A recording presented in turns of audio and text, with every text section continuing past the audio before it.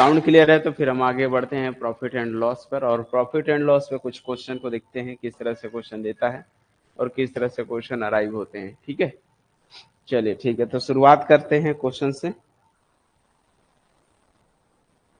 चलिए अब आपको देखते हैं क्वेश्चन कौन कितने बच्चों से बन जाता है। ठीक है, अ पर्सन, एक पर्सन है, a person buy an article, by N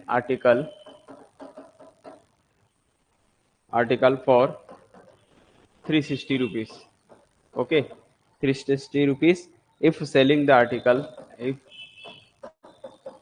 selling the article for x rupees, for x rupees occurs a loss of 50%. ठीक है, then find the value of x, then find the value of x, find the value of x। चलो जल्दी से बताओ भाई x की क्या value होगी। ऑप्शन दे रखा हूं 276, 294, 306, 4312। क्वेश्चन को समझिए क्या लिखा है। क्वेश्चन लिखा है a person buy an article for 360 rupees if selling the article for x rupees occurs a loss of 50%, then find the value of x। x की वैल्यू आपको बतानी है। ओके, x की वैल्यू बतानी है आप लोग को।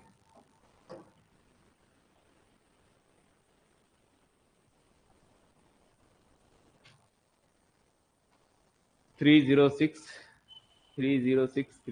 ओके, चलिए तो क्या करना है, यहां पर आपको क्या क्या दिया हुआ है, बाई एन आर्टिकल, परसेंटेज में क्या लॉस दिया हुआ है, उसको क्या दे दिया हुआ है बच्चों, लॉस दिया हुआ है 50%। 50% मतलब आपको सिखाया था मैंने 15/100 कर दो, और यहां से हमको पता चल जाएगा कि ये जो है 5 3 और 5 2 0, 3/20, 3 क्या आ रहा है 20, ये जो है रेशियो के फॉर्म में आ रहा है लॉस 3/20।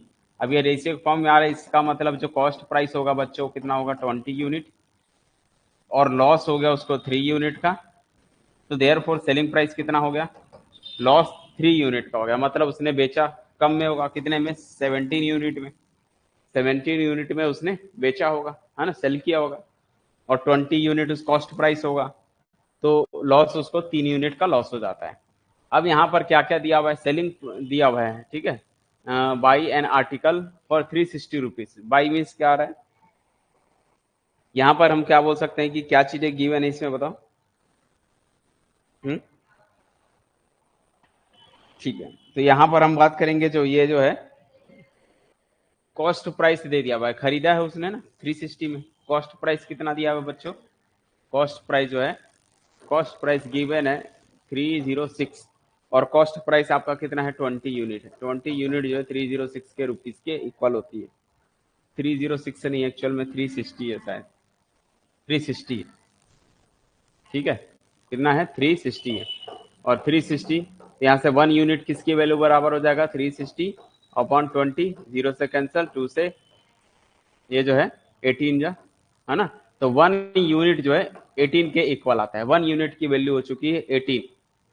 अब 1 यूनिट 18 हो गया, मतलब यहां पर हम बोल सकते हैं अब आपको क्या फाइंड करना है, अब आपको फाइंड करना है सेलिंग प्राइस फाइंड करना है। ठीक है, यहाँ पर सेलिंग प्राइस आपका कितना 17 है ना, पूछ रहे कि इतने में उसने सेल किया है कि उसको 15% का लॉस हो जाए, तो भाई सेलिंग प्राइस कितना है 17 यूनिट है, तो हम बोल सकते हैं कि 17 यूनिट, यानी कि सेलिंग प्राइस जो फाइंड करनी है वो है आपका 17 यूनिट है, और एक यूनिट जब 18 है तो 17 यूनिट इंटू 18 करोगे तो ये जो मिल के आएगा कितना आएगा आपका 306 आएगा बच्चों। क्या सबको क्लियर है, बोलो सभी को क्लियर है। इस टाइप के सवाल अगर आ रहे हैं तो आप बना पाओगे।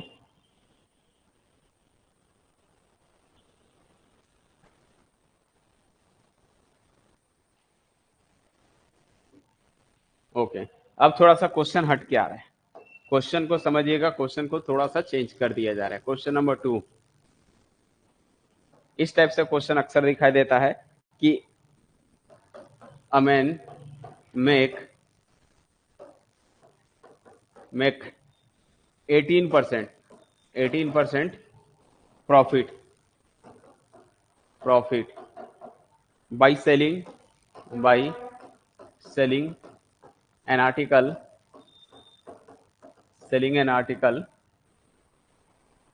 for rupees 2950. Okay, if he want to earn if he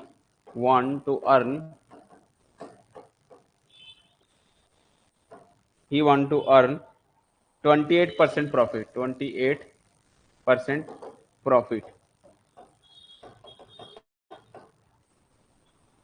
then आपको बताना है then at what price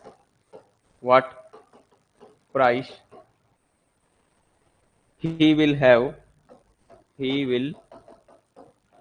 to sell the article.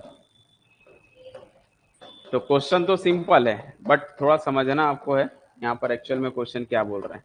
चलो ऑप्शन भी दिया हुआ है 3000 रुपीज, सेकेंड ऑप्शन है 3200 रुपीज, थर्ड ऑप्शन है 3600 rupees and fourth last option है नन ऑफ दिस, इनमें से कोई.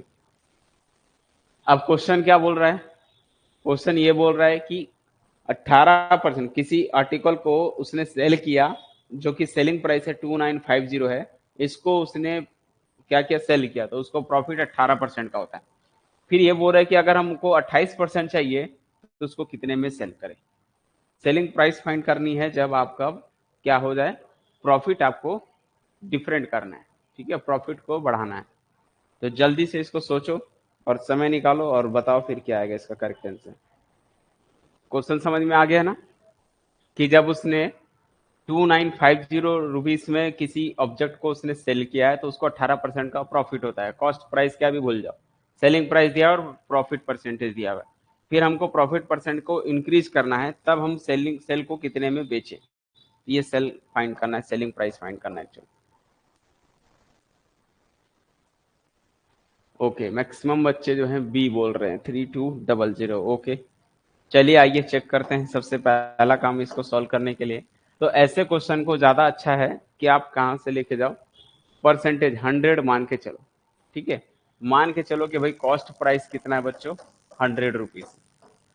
अच्छा, कॉस्ट प्राइस अगर 100% है तो उसको प्रॉफिट हो चुका था 18% का. 18% मतलब कितना होता है बच्चों, 100 का 18% कितना हो गया, तो 18 रुपए हो गया, 18 रुपीज हो गया है. तो हमको सेलिंग प्राइस कितना हो गया बच्चों, ये जो है सेलिंग 118 रुपए हो जाता है. ठीक है, और वो सेलिंग प्राइस यानी कि हम बोल सकते हैं इसको अगर हम परसेंटेज में बोले, कॉस्ट प्राइस को रुपीस में मान के चलोगे तो सेलिंग प्राइस क्या बन जाता है आपका 100. यहाँ पर परसेंटेज में कर लो, ज्यादा बेटर है, परसेंटेज में कर लो. परसेंटेज में करोगे तो प्रॉफिट में रहेगा. तो कॉस्ट प्राइस को मान लेते हैं 100% है, प्रॉफिट उसको 18% होता है. तो टोटल कितना हो गया, अगर हम देखेंगे सेलिंग प्राइस कितना हो जाएगा 118%. और ये 118% किसके बराबर है, सेलिंग प्राइस दी हुई है 2950 के बराबर होता है. समझ में आई बात, समझ में आई बात. यहां से हम 1% की वैल्यू निकाल सकते हैं कि 1% कितना होगा, तो 2950 अपॉन 118 हो जाता है. अच्छा, इसको 28% करना है, कितना परसेंट करना है, 28%. तो बस just multiply both side, 28% profit करना है. तो 2950 अपॉन 118 इंटू 28 कर देना है. अब सॉल्व कर लो, कितना आएगा, 28% से सॉल्व करोगे तब कितना मिलेगा, जल्दी बताओ. सिंप्लीफाई करोगे तो आ जाएगा आपका.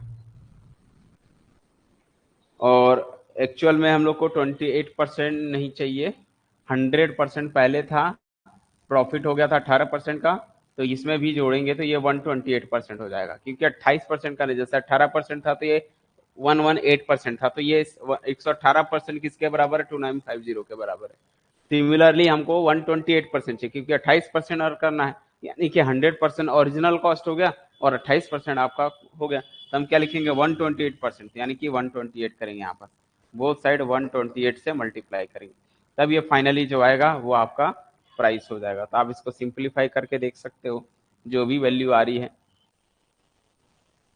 ठीक है। इसको 2 से कैंसिल करो या 118 से मल्टीप्लाई कर लो, तो आप डिवाइड कर सकते हो। 2950 डिवाइड बाई 2950 डिवाइडेड बाई 118, ये आ रहा है 25। तो ये आ रहा है 25 इंटू 128, और 25 से 128 करेंगे, मल्टीप्लाई करेंगे तो 128 इंटू 25, वो आ रहा है 3200।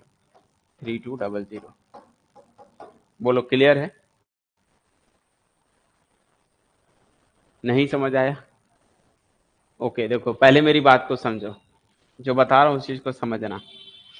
ठीक है, ये जो है टोटल कितना है आपका कॉस्ट प्राइस। आपके पास अगर मान लो 100 ऑब्जेक्ट हैं या 20 ऑब्जेक्ट हैं, तो ये आपके कितने कहलाएंगे बोलो? ये आपके 100% आपके आर्टिकल्स हैं।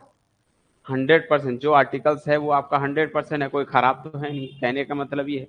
तो अपने आप में वो 100% है, या 100 रुपीज बोल सकते हो, ठीक है। परसेंटेज में देखोगे तो 100% बोल सकते हो।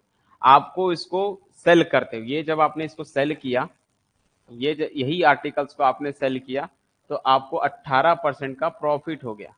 तो भैया टोटल आपके पास अमाउंट कितना हो गया?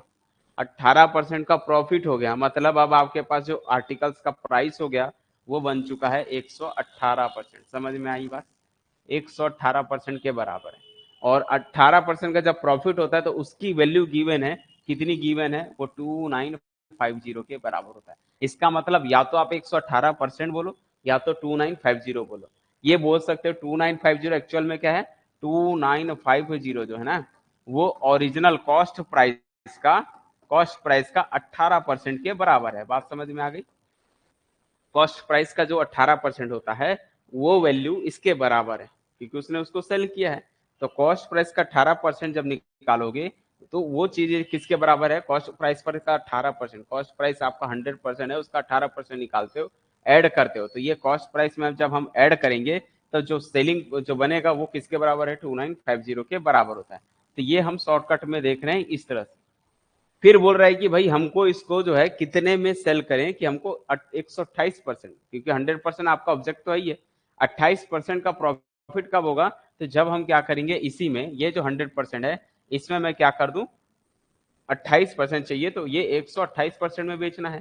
तो 128 से क्या करेंगे, ये आ चुकी है जो वैल्यू आई है, इसको सॉल्व किया, इसी में हमने बस क्या किया, यहाँ पर 128% के बराबर कर, क्योंकि ये 1% की वैल्यू 118 से डिवाइड करते हैं, 118 से डिवाइड करोगे तो ये 1% की वैल्यू मिल जाएगी। हमको चाहिए 128%। 128% क्यों बोल रहा हूँ? कारण आपका 100% तो आपका रहेगा ही रहेगा ना, आपका जो है 100%, क्योंकि आपको क्या हो रहा है, प्रॉफिट हो रहा है। तो प्रॉफिट हो रहा है तो जो आपका ओरिजिनल कॉस्ट है वो तो रहेगा ही रहेगा, उसमें इंक्लूड रहेगा, तब तो आपको प्रॉफिट हो रहा है। तो 100% तो आपका हो गया, अमाउंट हो गया, उसमें आपको 28% चाहिए, तो टोटल आपको तो 128% का मिलेगा प्रॉफिट ना। तो वो चीजें यहाँ पर इस तरह से इसको मल्टीप्लाई कर देना है बोथ साइड। तो इसको बनाने के वैसे एक्चुअल में बहुत सारे मेथड हैं, आप कोई भी मेथड यूज कर सकते हो। जैसे अभी एक बच्चे ने कहा है कि सर 2950 में 118 जो है, क्या कर रहे हो, 25 इंटू 128 कर रहे हो, हाँ, फिर वो भी सही है, कोई दिक्कत नहीं। इसको आप एक्स मान के भी कर सकते हो। कई लोग जैसे इसको एक्स मान के बनाएंगे, तो भाई अपन मान लेंगे ये कॉस्ट प्राइस कितना इसका नहीं मालूम है, तो कॉस्ट प्राइस को आप मान लो एक्स। एक्स का 18% निकालोगे तो ये मिलेगा 18x/100, है ना। तो ये जो है जब हम सेल करेंगे हमको प्रॉफिट होगा, तो प्रॉफिट का फॉर्मूला क्या होता है बच्चों? Selling price minus cost price. तो यहाँ से अपने को प्रॉफिट मालूम है बच्चों, 18% का प्रॉफिट हुआ था, तो 18%, तो यहाँ पर प्रॉफिट कितनी है? 18x, ये बनेगा 18x/100 बनेगा, ठीक है। सेलिंग प्राइस ही फाइंड करनी है, और कॉस्ट प्राइस आपका x है, तो भैया सेलिंग प्राइस कितना मिल जाएगा? सेलिंग प्राइस मिल चुका है आपका, ये इधर आएगा तो प्लस हो जाएगा, तो x में प्लस हो जाएगा 18x/100। ये चीजें सॉल्व होगी तो 100 प्लस 18, ये 118x/100 हो जाता है। ये कौन? सेलिंग प्राइस हो गया। फिर और ये जो सेलिंग प्राइस है बोलता है किसके बराबर है? 32950 के बराबर है, 2950 के बराबर है। समझ आई बात? यहां से हम चाहें तो x की वैल्यू निकाल सकते हैं, तो x की वैल्यू कितनी मिलेगी? क्रॉस मल्टीप्लाई करोगे तो x की वैल्यू मिलेगी 2950 इंटू 100, ठीक है, अपॉन 118 हो जाएगा। ये x के फॉर्म में आती है, कॉस्ट प्राइस मिल गया। कॉस्ट प्राइस मिलने के बाद आपको प्रॉफिट दे दिया हुआ है 18% का है, तो उस हिसाब से हम सेलिंग प्राइस फिर निकाल सकते हैं, क्योंकि अपने का प्रॉफिट मालूम रहेगा, कॉस्ट प्राइस मालूम है तो ये वाला लगा, ये जैसी कॉस्ट प्राइस आएगा इसको जब आप सिंप्लीफाई करोगे ना तो ये आएगा आपका कितना, 118 से भाग किए थे तो ये 25 टाइम गया था, तो 25 इंटू 100 करेंगे तो 2500 हो जाता है। ठीक है, ठीक है, ये हो जाए 25 और 00, ये टोटल उसका क्या हो गया, cost price, new cost price, यानी कि जो ओरिजिनल कॉस्ट प्राइस था वो ये हो गया। तो आपको बोल रहा है प्रॉफिट दे दिया हुआ है बच्चों कितना, 18%। यहाँ से हम नया बना सकते हैं, हमको चाहिए 28% का प्रॉफिट करना है, तो 28% का प्रॉफिट करना है तो उस वक्त आपको सेलिंग प्राइस फाइंड करना है कि क्या होगा। बाकी यहाँ से तो आप पुराने मेथड से ही बना सकते हो, भैया 28% है, कॉस्ट प्राइस का 28% निकाल लो, तो 2500 का 28%, इस तरह से भी आप चाहो तो सॉल्व कर सकते हो बच्चों। ठीक है, तो ये 25 इंटू 28 कर लो, तो जैसे ही करते हो 25 इंटू 28 तो ये कितना मिलेगा, 700 मिलेगा। तो ये जो है हमको प्रॉफिट नया मिलेगा, ये जो है किसके बराबर हो रहा है, प्रॉफिट मिलेगा। तो ये जो है प्रॉफिट कितना होता है बच्चों, 700। तो 2500 में 700 ऐड करोगे तो नया सेलिंग प्राइस मिल गया 2500 प्लस 70, ये मिल गया 7 5 12 3200। समझ में आया बात। तो ऐसे हम 2 3 मेथड से फाइंड कर सकते हैं, मेथड कोई भी हो, आप किस तरह कितने कौन से तरीका एनालाइज करते हो, प्रॉफिट ही तो फाइंड करना है, आप किसी भी तरीके से फाइंड करो आपको सॉल्यूशन तो वही मिलने वाला है। ठीक है, तो ये जनरल मेथड है जो आप लोग 10th क्लास में पढ़े हो, ये जनरल मेथड कहलाता है। अदरवाइज ये थोड़ा सा टेक्निकली है भाई, कि भाई हम इसको डायरेक्ट शॉर्टकट में बनाएंगे तो मान के चलेंगे कि अपना जो, अगर मैं कोई सामान खरीदा, जैसे मान लीजिए मैं 10 मोबाइल मेरे पास है, उसको सेल करना है, तो ये 10 मोबाइल का रेट मैंने कुछ तय किया होगा, उसको 100% मानूंगा। फिर मैं बोल रहा हूँ इसको ऐसा बेचना है कि मुझे 18% का प्रॉफिट हो, यानी कि टोटल मेरे पास 118 हो जाएगा। तो ठीक है, तो इस तरह से आप कर सकते हो, कोई भी मेथड से बना सकते हो। क्या बोल रहे हो यहाँ पर, बीपी कैसे आया, क्या बोल रहे हो समझ में नहीं आया, बीपी मतलब कहाँ पर बीपी लिखा हूं मैं।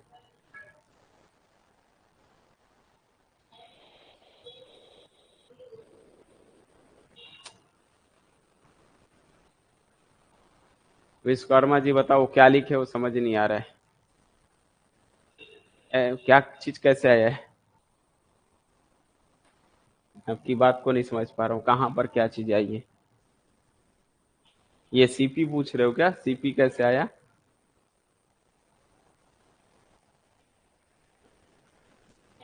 सेकेंड मेथड में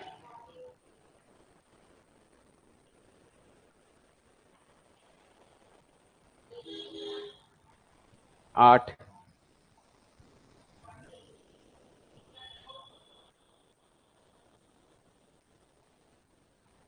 कहीं मिस्टेक लिखा हो तो बता दो।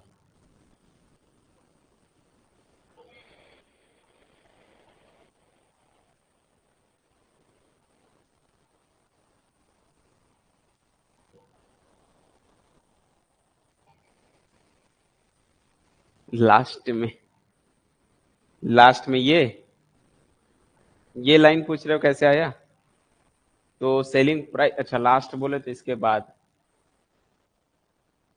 हम्म, देखो कॉस्ट प्राइस मिल चुका 2500, प्रॉफिट बोला 28% फाइंड करना है ना, 28% लाने के लिए सेलिंग प्राइस क्या होना चाहिए, तो यहाँ पर हमने क्या किया, कॉस्ट प्राइस का 28% निकाला, तो ये जो मिलेगा ये प्रॉफिट मिलेगा। तो 2500 का 28% निकाला, तो मुझे प्रॉफिट को सॉल्व किया तो प्रॉफिट 700 का मिल गया। तो प्रॉफिट 700 का मिल गया, कॉस्ट प्राइस है 2500 है, तो भाई हमको इसको कितने में सेल करेंगे, तो इसको ऐड कर दोगे तो ये सेलिंग प्राइस क्या मिल जाएगा, 2500 प्लस 700 यानी कि 3200 मिलेगा। ये 8P नहीं है भाई, SP लिखा हुआ है, SP मतलब selling price, SP mean selling price. ठीक है,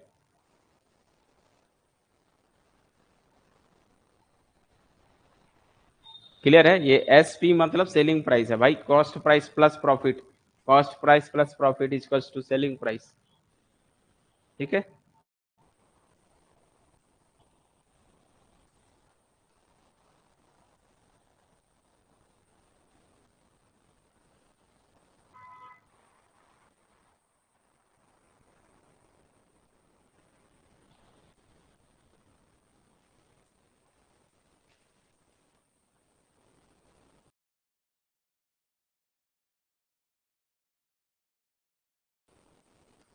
चलिए नेक्स्ट क्वेश्चन क्वेश्चन को देखते हैं क्या लिखा है क्वेश्चन।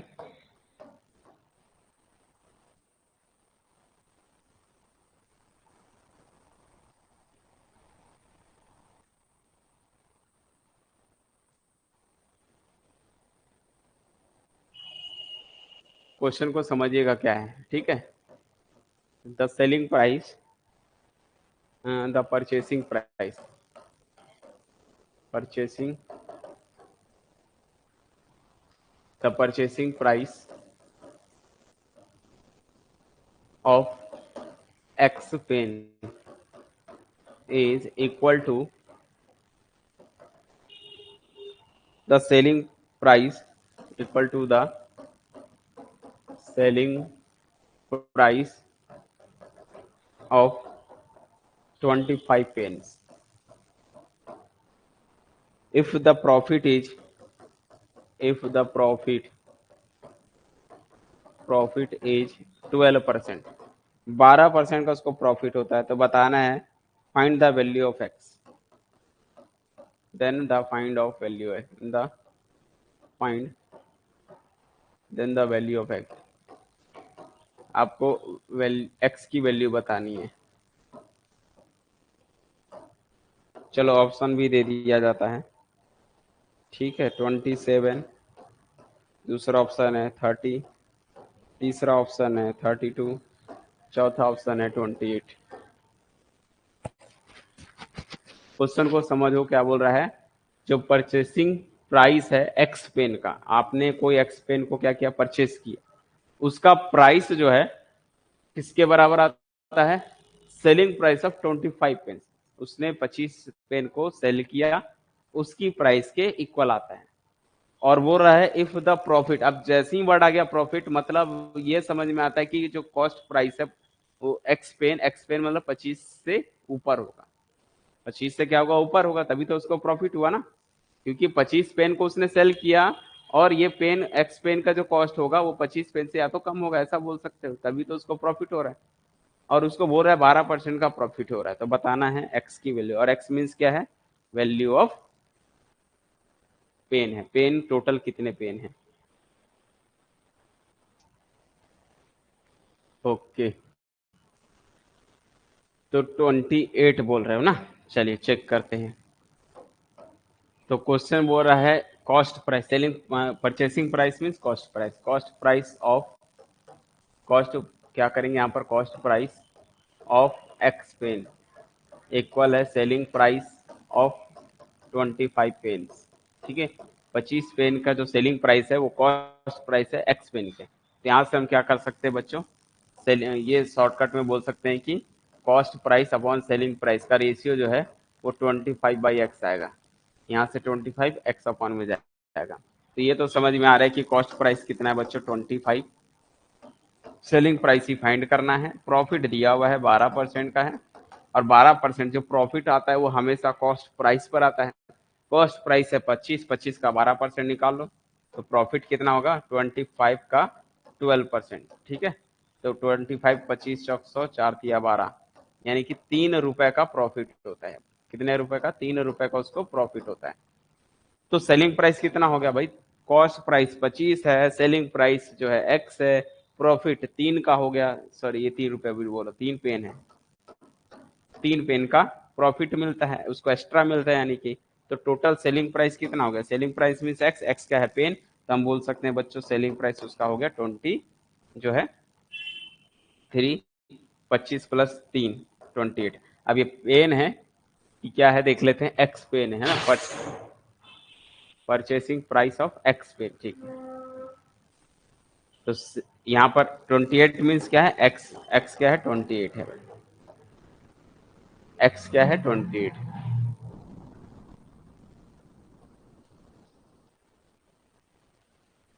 हो जाएगा, आगे बढ़े नेक्स्ट क्वेश्चन की ओर। द कॉस्ट प्राइस ऑफ,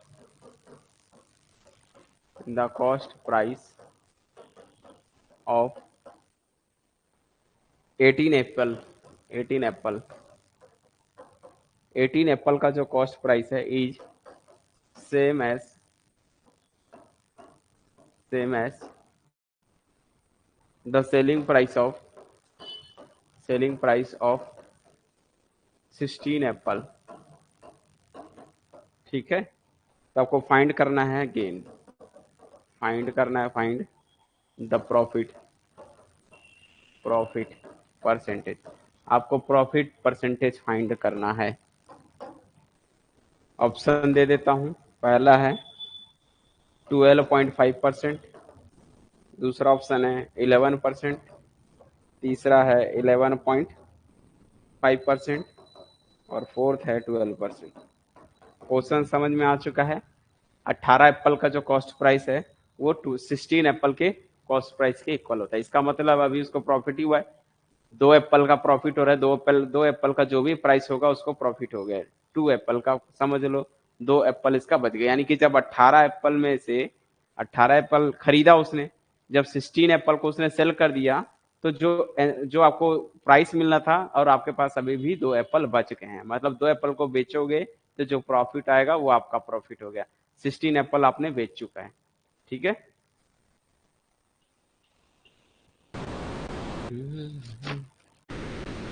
तो सीधा सीधा ये देख सकते हैं, अगर हम शॉर्टकट में देखें तो शॉर्टकट में ये देख सकते हैं कि यहाँ पर ये शॉर्टकट है, क्या है समझिएगा, ठीक है। टोटल कितने बताओ, ये 16 जो है क्या है, एप्पल है, और ये 18 एप्पल है। 18 एप्पल आपने खरीदा, कॉस्ट प्राइस 18 एप्पल है, बेच दिया, सेलिंग प्राइस 16 लोग को बेच दिया, तो प्रॉफिट कितना हो गया, 2 एप्पल आपके पास रिमेनिंग बच गए, और 16 एप्पल का प्राइस जो है वो 18 एप्पल का प्राइस के इक्वल आ चुका है, मतलब मिल गया आपको, है ना। समझो तो 2 एप्पल समझो आपके पास क्या फ्री है, मतलब बचे हुए उसको बेचोगे तो आपको प्रॉफिट ही मिलेगा। तो 2 एप्पल का क्या हो गया, प्रॉफिट हो गया, 2 का क्या हो गया, प्रॉफिट हो चुका है। आज जब ये प्रॉफिट है, ये चेक करना है कि 2 एक्चुअल में कितना परसेंटेज है, परसेंटेज में बताना है। तो भैया प्रॉफिट परसेंटेज यही होता है ना, 2 को निकाल लो, टोटल कितने थे, टोटल कितने, उसका परसेंटेज निकालोगे ना, कॉस्ट प्राइस टोटल 18 का देखना है कि ये 2 कितना परसेंटेज है। समझ पा रहे हो कि नहीं समझ पा रहे हो, ये बताओ। तो 2 जो है प्रॉफिट है, एक्चुअल में किसके बराबर है, बोल रहा है कि 16 एप्पल के सेलिंग प्राइस के बराबर है। तो अपने को प्रॉफिट को परसेंटेज में बताना है।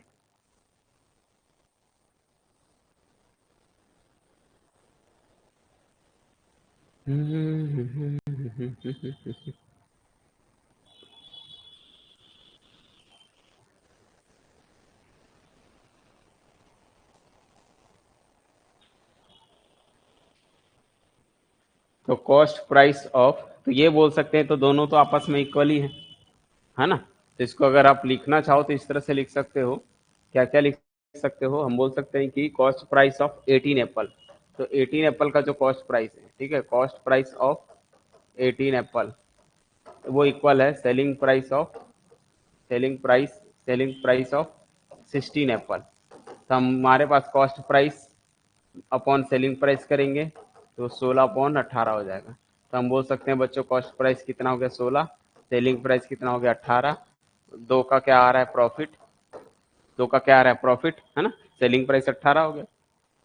तो हम बोल सकते हैं कि जो 2 का प्रॉफिट आ रहा है, तो ये जो 2 है कॉस्ट प्राइस का कितना परसेंटेज है, तो प्रॉफिट परसेंट मतलब 2/ओरिजिनल cost, original mean cost price कितना है, 16, चेक कर लो कितना परसेंट है, बस निकाल लो, 4 से काटो, ठीक है। तो ये जो है 4 4 जा 16, 25, और ये कटेगा 2 से, और 12.5, 25/2 मतलब हो गया 12.5%। ये है प्रॉफिट, ये है प्रॉफिट। सेलिंग प्राइस बड़ा होगा, क्योंकि प्रॉफिट है ना, इसीलिए तो मैंने इसको इसे रेशियो के फॉर्म में लिखा। रेशियो के फॉर्म में लिखने से कंफर्म हो जाएगा कि भाई 16 जो है, 16 का जो कॉस्ट प्राइस है वो 18 के सेलिंग प्राइस के बराबर आ जाता है, ठीक है। तो एक तरफ से मान के चलो कि आपने 16 एप्पल को सेल किया, और सेलिंग प्राइस फिर 18 हो गया, और 2 का प्रॉफिट हो गया। क्लियर है, बोलो। तो ये था आपका फाइनली क्या, profit and loss.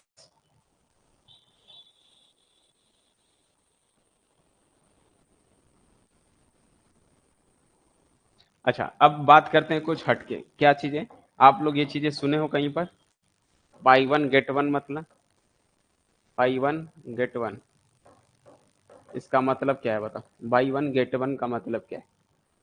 What is the meaning of by one and get one? जल्दी बताइए। First question, by one and get one का मतलब क्या होता है?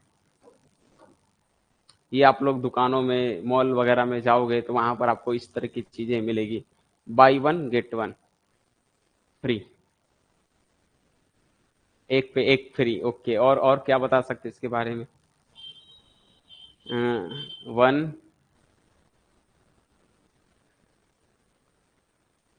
एक खराब दो एक मुफ्त पाओ। ओके, और वन बाई करने पर वन फ्री मिलेगा, और कुछ?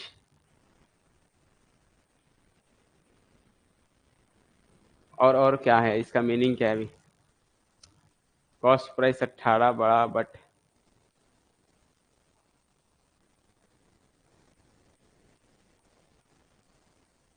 मयूर जी आप समझे नहीं लगता है प्रीवियस क्वेश्चन में। कॉस्ट प्राइस 18 बोला था, बट सेलिंग प्राइस की वैल्यू 18 क्यों की है? हाँ, ये जो है बच्चा सही बोला, 50% discount. Very good very good, एक बच्चे का सही जवाब आया। 50% मतलब बोल रहा है वहां पर डिस्काउंट, हमको परसेंटेज में बतानी है ना सारी चीजें। ठीक है, थोड़ा सा जस्ट एक मिनट देखते हैं प्रीवियस स्लाइड्स के बारे में, एक बच्चे को समझ नहीं आया है उसके बारे में डिस्कस कर लेते हैं थोड़ा सा। जैसे इस क्वेश्चन में लिखा है कॉस्ट प्राइस ऑफ 18 एप्पल। ठीक है, ध्यान समझना, कॉस्ट प्राइस ऑफ 18 एप्पल वो इक्वल है selling selling price of 16 Apple. बात समझ में आई? आपके पास ऐसे कितने एप्पल हैं?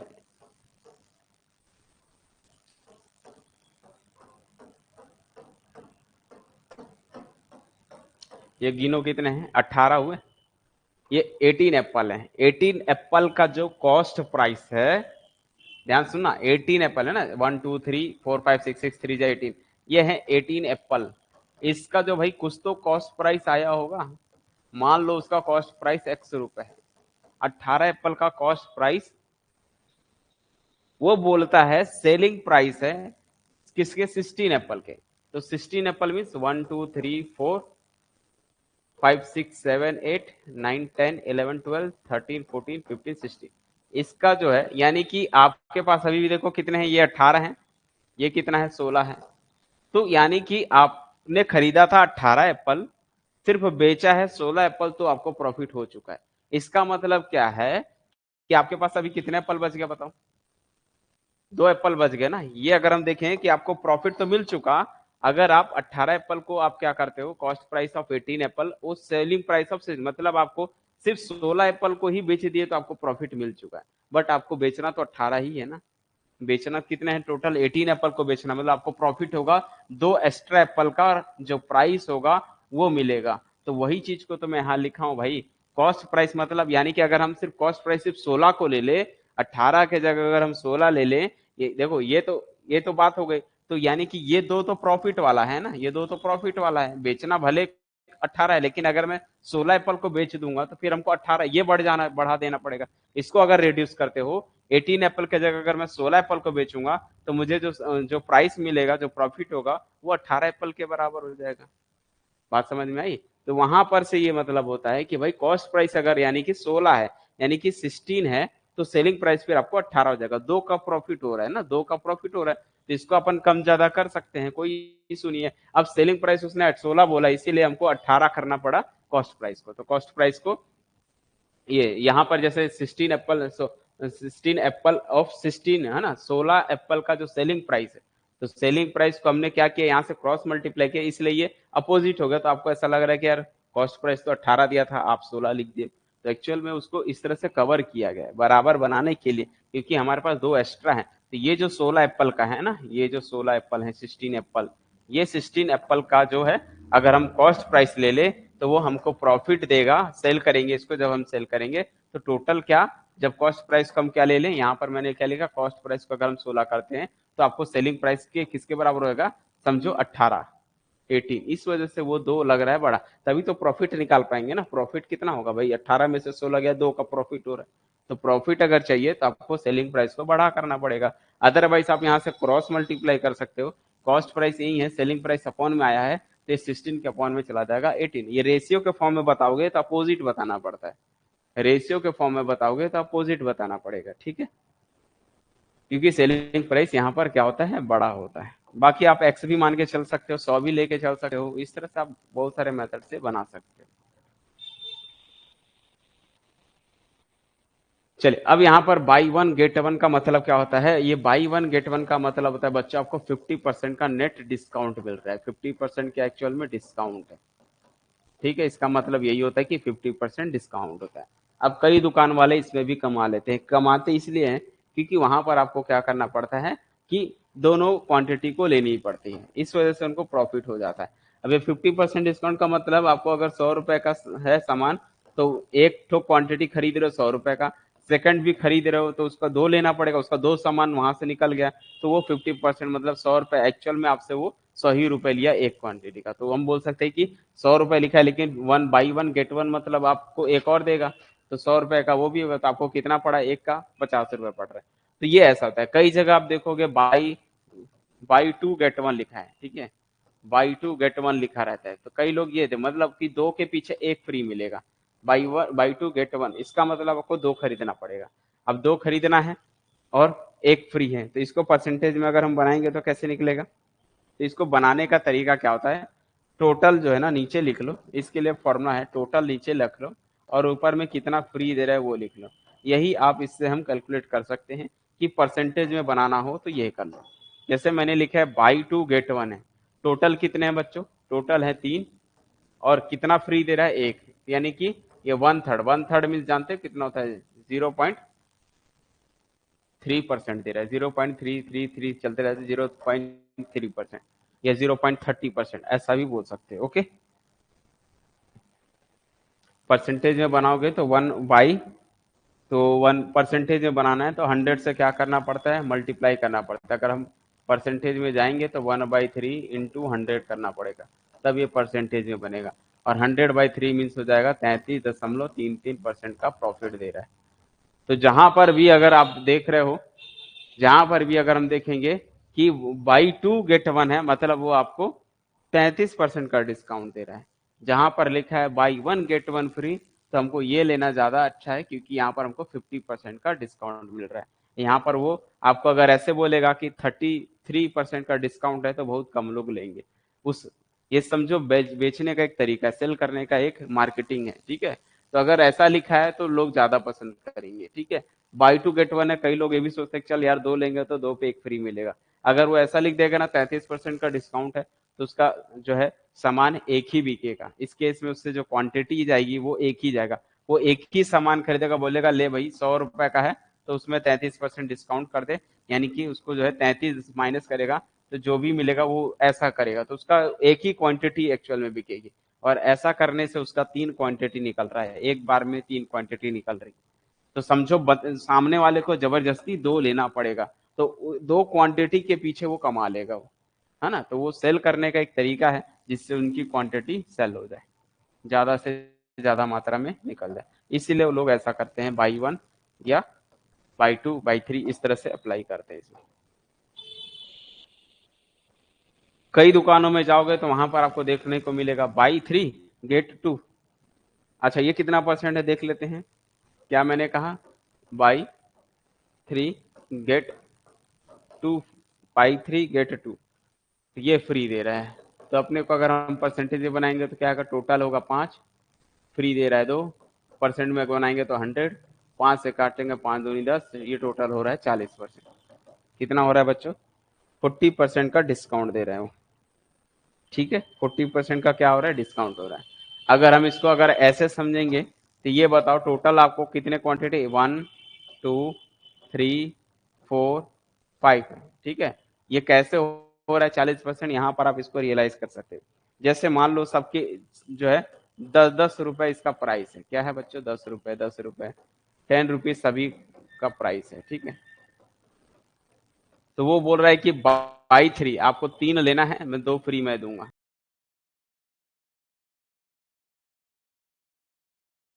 2 फ्री मैं दूंगा, तो 3 खरीदना है, यानी कि आपसे वो कितना ले रहा है, 30 रुपए ले रहा है। समझ आ रहा है बात? आपको आपसे वो पैसे कितना ले रहा है, वो 30 रुपए ले रहा है, आपने पे किया दुकान वाले को, और आपको वो देगा। टोटल प्राइस कितना एक्चुअल में देखोगे तो टोटल प्राइस 50 रुपए बनता है, वो आपको दिया कितना, 30 रुपए। तो आप क्या बोल सकते हो कि ये जो है, अगर हम डिस्काउंट की बात करें तो डिस्काउंट कितने का दिया, 50 में से 30 गया, 50 में से 30 गया, डिस्काउंट कितना हुआ बच्चों? डिस्काउंट अगर हम देखेंगे तो डिस्काउंट जो है बच्चों 20 रुपीज का डिस्काउंट हो गया। 20 रुपीज का हमको प्रॉफिट, क्योंकि भाई आपका सामान का प्राइस तो 50 रुपए था, जिसमें से आप 3 सामान का पे करते हो, 3 सामान का क्या करते हो, पे करते हो। बाकी 2 सामान तो आप साथ में लेके जाओगे, उसका तो पैसा जमा नहीं करना है।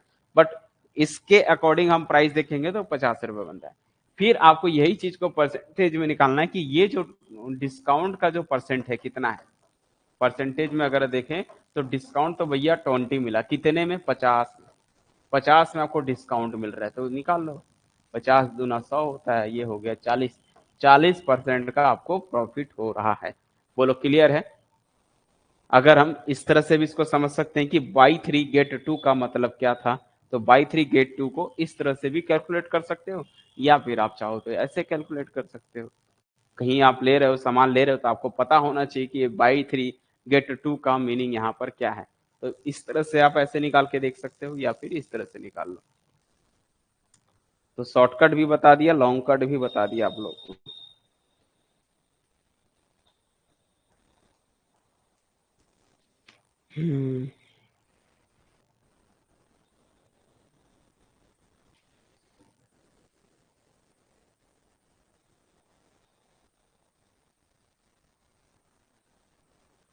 बोलो क्लियर है?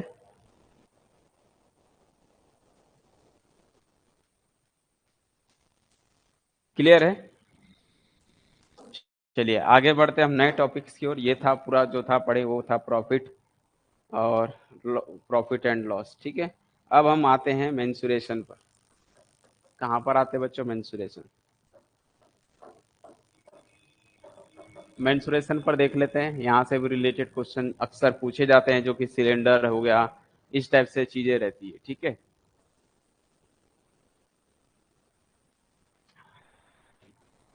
तो फिलहाल यहाँ पर हम समझते हैं कि मेंसुरेशन में क्या रहता है। मेंसुरेशन मतलब होता है कि हम किसी की जो है एरिया कैलकुलेट करना, वॉल्यूम कैलकुलेट करना, लेंथ कैलकुलेट करना, हाइट कैलकुलेट करनी, विड्थ, ये सारी चीज अगर आप उसका मेजरमेंट कर रहे हो ना, तो वहां पर वो मेंसुरेशन में काउंट होता है, उसको हम मेंसुरेशन बोलते हैं, ठीक है।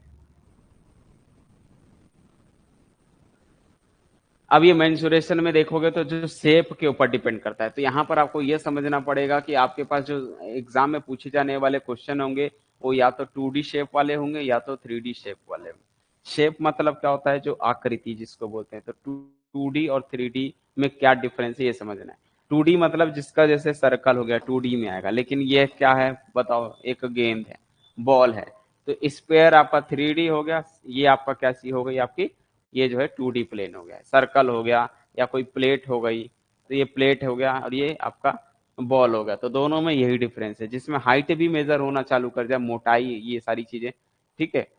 तो वो इसमें अगर हम देखेंगे तो सिर्फ 2 ही चीज मिलेगा, एक ये सर पे और एक ये सर पे, यानी कि जिसमें लेंथ एंड ब्रेथ होता है, जिसमें लेंथ और ब्रेथ होता है उसी में 2D बोलते हैं, जिसमें लेंथ ब्रेथ और हाइट होती है, यानी मोटाई जिसको बोलते हैं, उसको बोलते हैं हम 3D शेप बोलते हैं। तो लेंथ ब्रेथ हाइट, और जिसमें सिर्फ लेंथ और ब्रेथ होता है उसको 2D बोलते हैं। अब यहाँ पर यही नहीं है, ये था सर्कल का एग्जांपल है, वैसे ही आपके ट्रायंगल हो सकते हैं। सिमिलरली आपके यहाँ पर जो है क्या हो सकते हैं, आपके एक रेक्टेंगल हो सकता है, स्क्वायर हो सकता है, इस टाइप की चीजें जो है वो आपका आता है 2D शेप में। 3D शेप में कैसा होता है, हो सकता है एक आपका बॉल हो सकता है जो कि ठीक है, स्पेयर होता है, और सिलेंडर हो सकता है, और क्या हो सकता है इसी में, ये सिलेंडर हो गया, और क्यूबॉइड हो गया, या क्यूब हो गया, इस टाइप की चीजें जो है क्या कहलाती है आपकी, ये जो है सब 3D शेप में काउंट होता है। तो 3D शेप अगर क्वेश्चन पूछा है, समझ लो वहां पर वॉल्यूम से रिलेटेड रहेगा, और जहां पर 2D शेप है तो वहां पर आपका एरिया, पेरीमीटर, लाइक इस टाइप की चीजें होगी। तो ये आपको थोड़ा सा क्या करना है, समझना है इस चीज को, ठीक है। और अक्सर देखोगे जो क्वेश्चन है, मुझे सिलेंडर या क्यूब से रिलेटेड, कौन से रिलेटेड अक्सर क्वेश्चन पूछे जाते हैं, ठीक है। चलिए तो शुरुआत है ट्रेंगल से करते हैं। भाई ट्रेंगल सबसे बेसिक है, तो ट्रेंगल के बारे में जानते हैं कि ये क्या होता है। This is a triangle. और ये क्या है, 2D है। ये अभी कौन से शेप में है, 2D शेप में कोई ट्रेंगल है, ठीक है, 2D शेप में। तो 2D शेप में कोई ट्रेंगल है, तो ये ट्रेंगल कितने टाइप के होते हैं बच्चों, 3 टाइप के होते हैं। ट्रेंगल को अगर हम देखें एक एंगल के हिसाब से और एक हम साइड के हिसाब से इसको इक्वेट कर सकते हैं, ठीक है। इस क्या लिखे हो, स्फीयर, सिलेंडर, कोन, क्यूब, क्यूबॉइड, ओके, हाँ, वो सारी चीजें जो है आपका क्या होता है, 3D शेप होते हैं, ठीक है। तो अब बात करते हैं कि इसके जो है टाइप्स ऑन, तो ये एक होता है पहला on the basis. On the basis अगर आप साइड के हिसाब से देख रहे हो तो अलग आएगा। साइड के हिसाब से देखेंगे, हो सकते हैं ट्रेंगल में ये साइड कम, एक साइड ज्यादा, एक साइड और भी थोड़ा सा ऐसा होता है ना। एक साइड कम है, ये साइड थोड़ा ज्यादा है, ये और ही ज्यादा। अगर हम बोले ये ए है, ये बी है, ये सी है, यानी कि सारे साइड जब ऑल साइड कैसे हैं, अलग अलग हो, A not equal to B not equal to, all side अलग अलग है, तो ऐसे ट्रेंगल, एक ये ट्रेंगल हो गया जिसको हम क्या बोलते हैं, ऐसे ट्रेंगल को स्केलन ट्रेंगल बोलते हैं। क्या बोलते हैं, this is called scalene triangle. Scalene triangle. अब स्केलन ट्रेंगल मीन्स होता है all side not equal to. ऐसे भी हमारे पास कई सारे ट्रेंगल हैं जहां पर ऑल साइड कैसे होते हैं, डिफरेंट डिफरेंट होते हैं, ठीक है। दूसरा होता है कि कोई दो साइड इक्वल है, लाइक दिस, ठीक है। जैसे अगर हम बात करेंगे तो कोई दो साइड है, जैसे ये और ये दोनों साइड सेम है, ठीक है, तो ये अलग हो गया ऐसा। तो इसको हम बोल सकते हैं कौन सा, ये साइड दोनों की लेंथ सेम है, बस थर्ड वाला बड़ा हो गया। तो ये ए है, ये भी ए है, और यहाँ पर बी हो गया। तो इन दिस केस हम बोल सकते हैं कोई भी दो साइड इक्वल होगी, ए और बी इक्वल होगा, नॉट इक्वल टू सी होगा, ठीक है। तो मैं इसको नाम दे देता हूँ बी और यहाँ नाम दे देता हूँ सी, लेकिन यहाँ मेंशन कर दें कि ए और बी ये और ये आपस में इक्वल है। तो इसको बोलते हैं कौन सा ट्रेंगल, इसको बोला जाता है आइसो स्केल ट्रेंगल, ठीक है। इस ट्रेंगल का नाम है आइसो स्केल, आइसो स्केल। जिसकी दो साइड इक्वल होती है उसको आइसो स्केल ट्रेंगल बोलते हैं।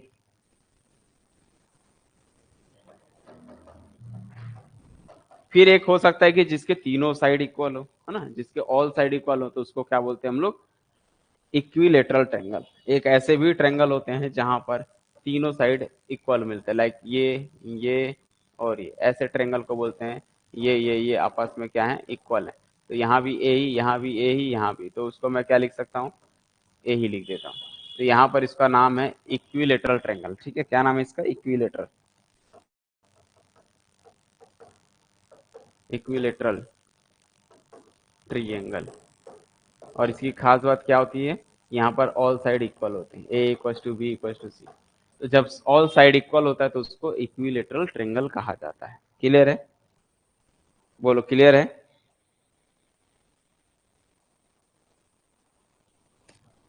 तो ये तीन केस पाए जाते हैं, ठीक है। ये तीनों केस पे अगर हम देखेंगे और अगर हम इस पर देखें तो कौन कौन सा, अगर आप बात करें, जैसा पहला केस है, पहला केस में जब आपका sides all side not equal, A not equal B not equal to C है, ये कौन सा ट्रेंगल हो गया आपका, स्केलन ट्रेंगल हो गया। तो इस केस में अगर हम देखेंगे तो जो एंगल होते हैं वो सारे जो है, इसका जो है फर्स्ट फर्स्ट पॉइंट इसका देख लो, ठीक है। एक ये पॉइंट हो गया पहला, सेकेंड आपका जो है,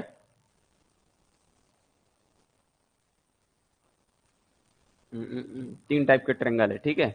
इसमें दो साइड इक्वल है, A equal to B not equal to C है, और एक तीसरा है A equal B equal C, तीनों साइड इक्वल है।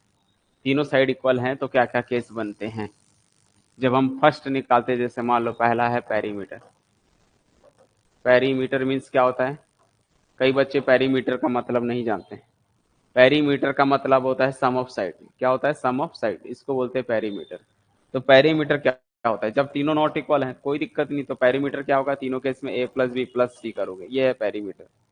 अच्छा, इस केस में क्या होगा, दो साइड इक्वल हैं तो भी वही, तीनों साइड में जो भी साइड इक्वल होगी उसको ऐड करोगे, तो इसको भी हम वही लिखेंगे, ए प्लस बी प्लस सी ही लिखेंगे। इसमें भी ए प्लस बी प्लस सी लिखो, या फिर तीन बार, तीनों तो सेम है तो इसको आप क्या लिख सकते हो, थ्री टाइम्स ए लिख सकते हो, this is a perimeter, this is a perimeter, ये लिख सकते हो। या फिर डायरेक्ट थ्री ए लिख दो, क्योंकि तीनों तो इक्वल ही है। तो अगर मान लो 10 लेंथ का है, 10 लेंथ का सारे साइड हैं, तो टोटल उसकी पेरीमीटर क्या हो जाएगी, 3A हो जाएगी, सभी साइड को ऐड कर दोगे। ओके, सम ऑफ साइड, ठीक है। तो ये था पेरीमीटर का फॉर्मूला। दूसरा क्या होता है बोलो, जिसको बोलते हैं सेमी पेरीमीटर। क्या बोलते हैं? Semi perimeter. सेमी पेरीमीटर का मतलब जिसको हम लोग एस से डिनोट करते हैं। एस बराबर होता है बच्चों A plus B plus C by two, तीनों को ऐड करके दो से भाग कर दो। This is called semi perimeter, half. ठीक है, तो इसको बोलते हैं सेमी पेरीमीटर। अच्छा, इस केस में एरिया कैसे निकालते हैं, तीसरा पॉइंट है इसमें आता है एरिया। तो एरिया कैसे कैलकुलेट करने हैं, अगर आपके पास तीनों साइड अलग अलग है तब एरिया का फॉर्मूला, बड़ा सा फॉर्मूला जिसको आप लोग हीरोन्स फॉर्मूला के नाम से पढ़े होंगे, पहले कभी ना कभी लाइफ में पढ़े होंगे। ठीक है, जो नहीं पढ़ा है वो नहीं पढ़ा होगा, कोई दिक्कत नहीं है। तो हीरोन्स फॉर्मूला बोलते हैं। ये फॉर्मूला कहता है S, S minus A, S minus B, S minus C.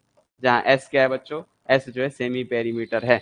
A plus B plus C by two करके निकाल लो एस, एस की वैल्यू यहाँ पुट करते चले जाओगे, दिस इज एरिया, इसको हम बोलते हैं एरिया। और इस एरिया, इस फॉर्मूला का नाम है हीरोन्स फॉर्मूला। सबसे पहले उसी ने देखा था, फॉर्मूला खोजा था, इसीलिए उसी के नाम पे पड़ा है, हीरोन्स फॉर्मूला बोलते हैं इसको, हीरोन्स फॉर्मूला। लेकिन हर जगह सेम नहीं होता है। अगर यहाँ पर अगर हम बात करेंगे एरिया निकालना हो, जब यहाँ पर दो साइड्स इक्वल होते हैं, तो दो साइड जब इक्वल होता है, तीन साइड इक्वल होते हैं, तो तीनों केस में अलग अलग बनेगा। बाकी अगर आप यही फॉर्मूला अप्लाई करना चाहते हैं तो यही लगा दो, तब भी निकल जाएगा। ठीक है, तो हर केस में यहाँ पर कैलकुलेट हो सकता है। अगर हम इस केस में बात करेंगे, यहाँ पर इक्विलेटरल ट्रेंगल की खास बात क्या है, तो यहाँ पर पेरीमीटर तो कितना हो जाएगा, 3a हो जाएगा। इसके लिए एरिया क्या निकलेगा, इसके लिए भी वही एरिया निकालोगे। तो यहाँ पर बहुत सारे मेथड से रखते हैं, या तो आप 1/2 हाइट इंटू बेस भी कर सकते हो, है ना, एक वो भी मेथड से। बाकी आप यहाँ से इस मेथड से भी निकाल सकते हो। दूसरा, इसकी खास बात ये होती है कि जो एंगल बनेगा बच्चों, तीनों का एंगल भी आपको पता रहेगा 60 होगा, क्योंकि ऑल साइड इक्वल हैं, तो ऑल एंगल भी इक्वल होंगे। ठीक है, तो ऑल साइड कितना बनेगा, 60 60 60, क्योंकि सम ऑफ ऑल ट्रेंगल कितने होते हैं, 180। इस वजह से यहाँ पर जो है इसकी यही खास बात होती है। ठीक है, तो इक्विलेटरल में क्या रहता है, इक्विलेटरल में ऐसा कुछ होता है, ऐसा ये बनेगा, सब साइड्स इक्वल हैं, है ना। तो सारे साइड्स इक्वल हैं, तो ये भी ए है, ये भी ए है, ये भी ए है, टोटल ये कितना बन गया, a/2। ये भी कितना बन गया, a/2 बन गया। तो यहाँ से हम चाहें तो एरिया भी कैलकुलेट को कर सकते हैं। ठीक है,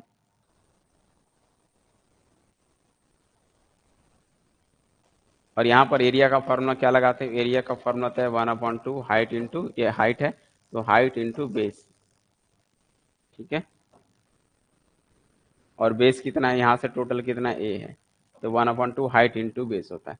अच्छा, हाइट अगर निकालना हो तो भाई आप पाइथागोरस से यूज कर सकते हो। ये है, ये आपका हाइपोटेनस है, बेस है, ये आपका परपेंडिकुलर है, तो वहां से आप एच की वैल्यू भी कैलकुलेट कर सकते हो।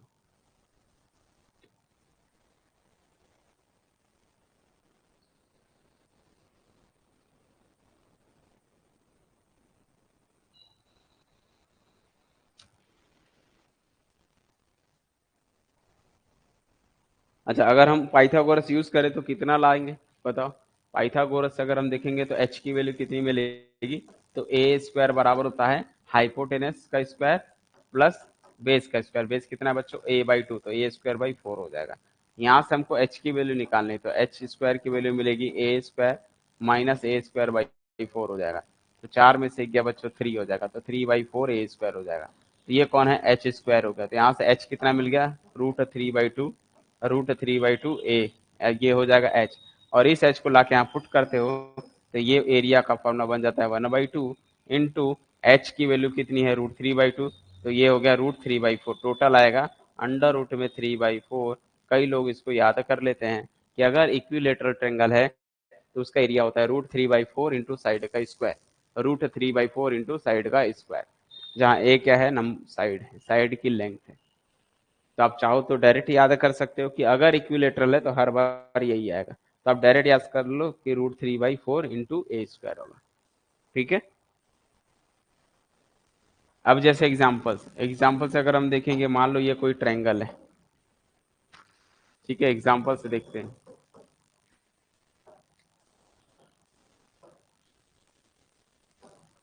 ये कोई इक्विलेटरल ट्रायंगल है। ठीक है, ये इक्विलेटरल ट्रायंगल है, इसकी लेंथ दी हुई है, ये 6 है, ये 6 है, ये 6 है। और आपसे पूछूंगा बताओ इसका एरिया कितना है, तो आपको क्या करना है, एरिया निकालना है। तो एरिया का फॉर्मूला क्या होता है, अंडर रूट में 3/4 इंटू ए का स्क्वायर है। तो यहाँ पर हम क्या करेंगे, √3/4 इंटू 6, ये जो है 36 हो जाएगा। 6 का स्क्वायर मीन्स 36। यहाँ से काटोगे 4 नहीं है 36, यहाँ से हम बोलेंगे तो जो है कितना होगा 9√3। दिस इज अ एरिया, 9√3 इसका एरिया होगा। समझ आया? बोलो क्लियर है? या तो ये फॉर्मूला याद कर लो भाई, एरिया का यही फॉर्मूला होता है। कब के लिए? इक्विलेटरल ट्रायंगल है, जब ऑल साइड इक्वल है तब के लिए डायरेक्ट एरिया का फॉर्मूला ये लगाते हो। ओके, तो यहाँ पर क्या किया हूँ, इस इतना देखो ना, ये पाइथागोरस है। पाइथागोरस का थ्योरम क्या कहता है, हाइपोटेनस का square equals to perpendicular square upon base का स्क्वायर। सिर्फ ये ट्रायंगल को देखोगे तो ये हाइट यहाँ से मिल जाएगी। तो ए का स्क्वायर बराबर हो गया एच स्क्वायर प्लस a/2 का स्क्वायर। a/2 का स्क्वायर करोगे तो a² 4 होगा।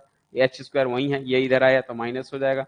फिर 4 × 1 = 4 -1 3/4 हो गया। ए स्क्वायर हो गया तो एच हटाओगे तो रूट हटेगा, ये स्क्वायर स्क्वायर कट गया, √3/2 हो गया। √3/2 हो गया, ये एच की वैल्यू मिल गई। और इस एच की वैल्यू को यहाँ पुट कर दोगे तो √3/2 इंटू 2 मिलकर √3/4 हो गया, और a इंटू ए मिलके a² हो जाता है।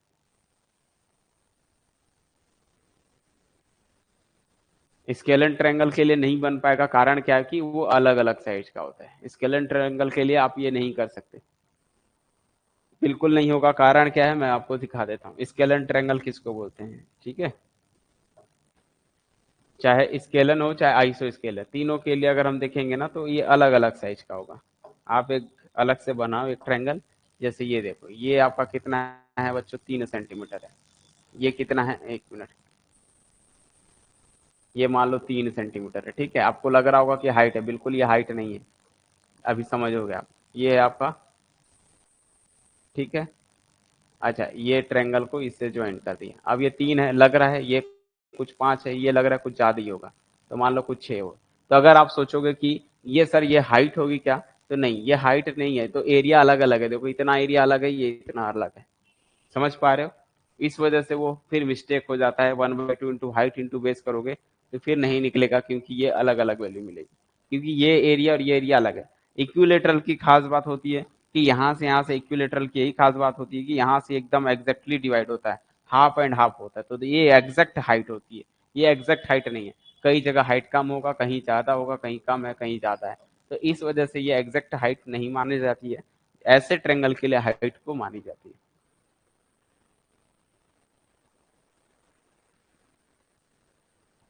क्लियर है?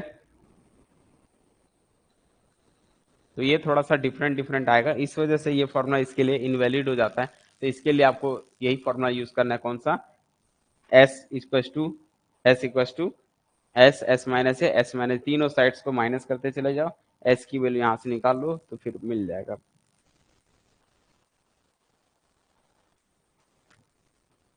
हाँ, ये मैं बोल सकता हूँ कि ये जो फॉर्मूला आया है वो भले यहीं से जनरेट हुआ है, वो भी एक्चुअल में यहीं से ही आया है।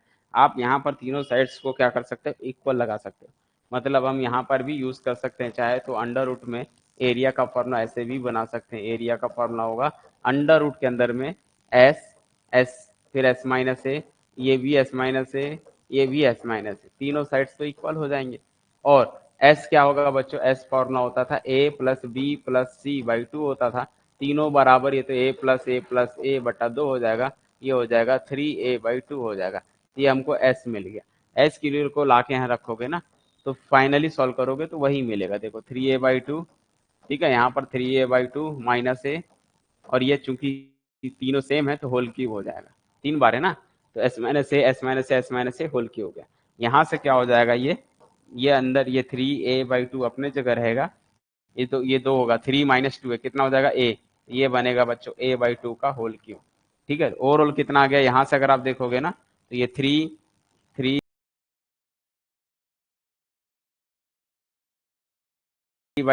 है, A है, ये A का क्यूब हो गया, A का क्यूब डिवाइड बाई 2 का क्यूब मीन्स 8 हो गया। इसको और सिंप्लीफाई करोगे तो ये 3, ठीक है? तो ये 3 का कितना होगा, तो √3 अपने जगह रहेगा, ये √3 हो गया। नीचे 8 × 2 = 16, 8 × 2 = 16, और 16 का रूट कितना होता है, 4 बाहर हो गया। और यहाँ से A क्यूब है और A 4 है, A 4 का बाहर आएगा, A² आएगा। समझ आया? तो ये भी एक्चुअल में आया कहाँ से, वही मेन फॉर्मूला से ही आया है।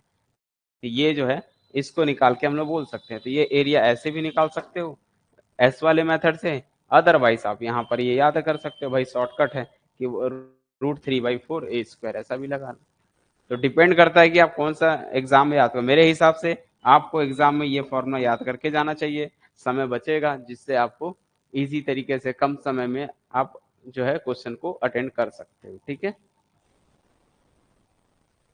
तो मेथड्स तो बहुत हैं, बट आपको ये देखना है कि कौन से मेथड से इजी होगा, कौन से मेथड से नहीं होगा। ठीक है,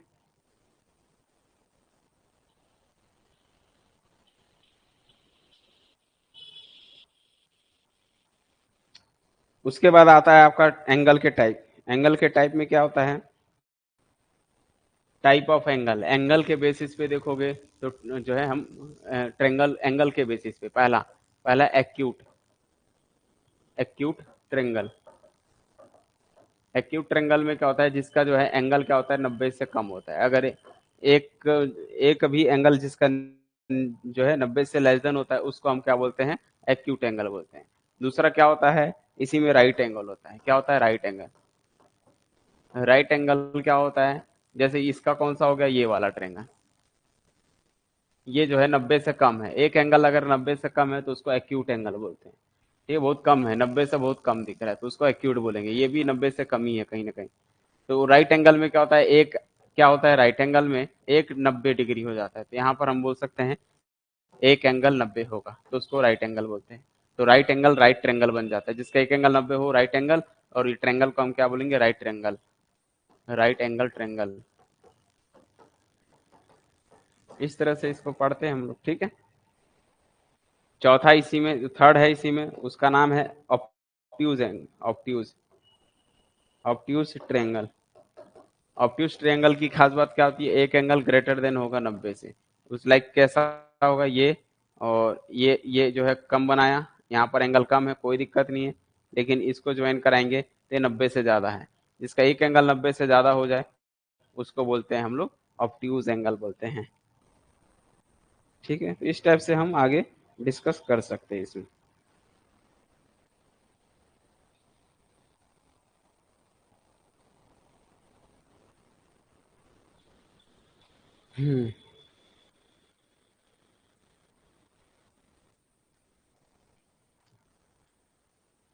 सबके लिए यही फॉर्मूला है, हीरोन्स फार्मूला तो दुनिया के लिए सबके लिए वैलिड है। आपका ट्रायंगल कोई भी हो, सबसे बेस्ट इस मेथड में अप्लाई कर लो। चाहे दोनों इक्वल हैं या नॉट इक्वल हैं, सब में एस निकाल लो, ए बी सी ला के रख दो, यहाँ से एरिया तो 100% मिलेगा। दिस इज अ सबसे इंपॉर्टेंट फार्मूला, हीरोन्स फार्मूला, जो ऑल ट्रायंगल के लिए कंप्लीट बना दिया इसने।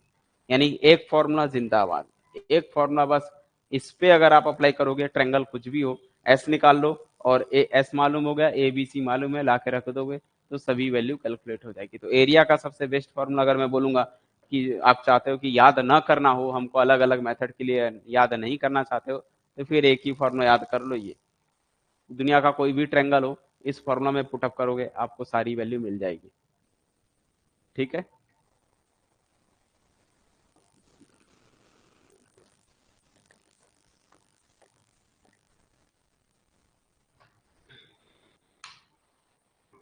बोलो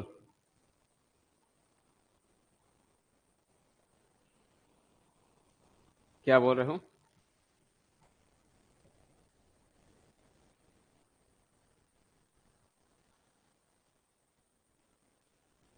हम्म, चलिए आगे डिस्कस करते हैं क्वाड्रिलेटरल पर। अब एक क्वाड्रिलेटरल जिसकी चार साइड होते हैं, ठीक है, एटलीस्ट 4 साइड अगर हैं तो उसको हम क्वाड्रिलेटरल बोलते हैं। क्वाड्रिलेटरल भी पढ़ लेते हैं थोड़ा सा। ये तो पढ़े अभी ट्रायंगल। क्वाड्रिलेटरल,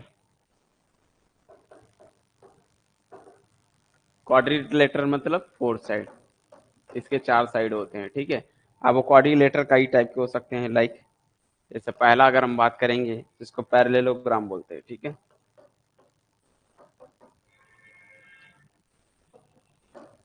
पैरेललोग्राम में क्या खास बात रहती है बता सकता है कोई।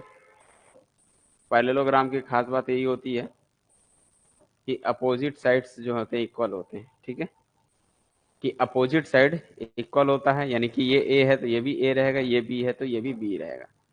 दूसरा, इसको बोलते हैं बच्चों डायगोनल, पहला डायगोनल, इसको बोलते हैं दूसरा डायगोनल। तो डायगोनल की वैल्यू इसमें अलग अलग होती है। ये अगर D1 है पहला डायगोनल, ये दूसरा डायगोनल है, तो यहाँ पर हम क्या बोलते हैं, ये ए है, ये भी ए होगा, ये भी बी है तो ये भी बी होगा। Sides opposite sides are equal, opposite sides are equal, diagonals are different. तो केस हो गया। यहाँ पर हम क्या बोल सकते हैं बच्चों, ये नाम दे दो ओ ए बी सी, ऐसा क्वाड्रिलेटरल का नाम दे दो, और ओ ए इक्वल है बी सी, और सी ओ इक्वल है ए बी के, और यहाँ पर डायगोनल नॉट इक्वल होते हैं, डायगोनल क्योंकि ये लंबाई ज्यादा है एक कम है तो इसको बोलते हैं डायगोनल नॉट इक्वल होते हैं, अपोजिट साइड इक्वल होते हैं। और अगर हम देखें एंगल ए और एंगल सी सेम होते हैं ना, यहाँ से हम क्या बोल सकते हैं बच्चों, यहाँ से पहला एंगल ओ, ठीक है, एंगल ओ की वैल्यू एंगल बी के बराबर होती है, एंगल ए जो है एंगल सी के बराबर होता है। ओके, तो जो अपोजिट एंगल होते हैं ना, एक यहाँ का एंगल एक यहाँ का एंगल, तो ये एंगल सेम होगा, ये एंगल सेम होगा। ये पहला हो गया। दूसरा केस कि जस्ट सामने के एंगल का सम, यानी कि angle O plus angle A, angle O plus angle A, इसका सम जो है 180 होता है। इसका सम कितना होता है बच्चों, 180। जस्ट लाइन से सामने वाले angle O plus angle A 180। अच्छा, क्या यही होगा, बिल्कुल। Angle A plus angle B भी कितना होगा, ये भी 180 होगा। और angle B plus angle C कितना होगा, ये भी 180 होगा। और angle C plus angle O भी कितना होगा, ये भी 180 होगा। और इसमें क्या है, चारों का साइड का सम वो 360 होता है। Angle A plus angle B plus angle C plus angle O, सबका सम 360, और एंगल 360। और जस्ट आमने सामने इधर के एंगल का सम 180 होता है। तो ये क्वाड्रिलेटरल की इसकी खास बात होती है। अब इसके बाद फिर आता है रेक्टेंगल। रेक्टेंगल है फिर,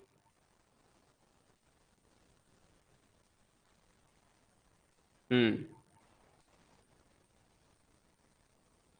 हाँ अभी वो बच गया था। वो ट्रायंगल में है कि एक है इसमें सप्लीमेंट्री, एक है कॉम्प्लीमेंट्री। ठीक है, कॉम्प्लीमेंट्री एंगल क्या होता है बच्चों, कॉम्प्लीमेंट्री, कॉम्प्लीमेंट सुने, कॉम्प्लीमेंट दो मुझे, कॉम्प्लीमेंट, कॉम्प्लीमेंट्री एंगल क्या होता है, ये थोड़ा सा स्पेशल है। कॉम्प्लीमेंट्री एंगल और एक होता है सप्लीमेंट्री एंगल। कॉम्प्लीमेंट्री एंगल और दूसरा होता है बच्चों सप्लीमेंट्री एंगल।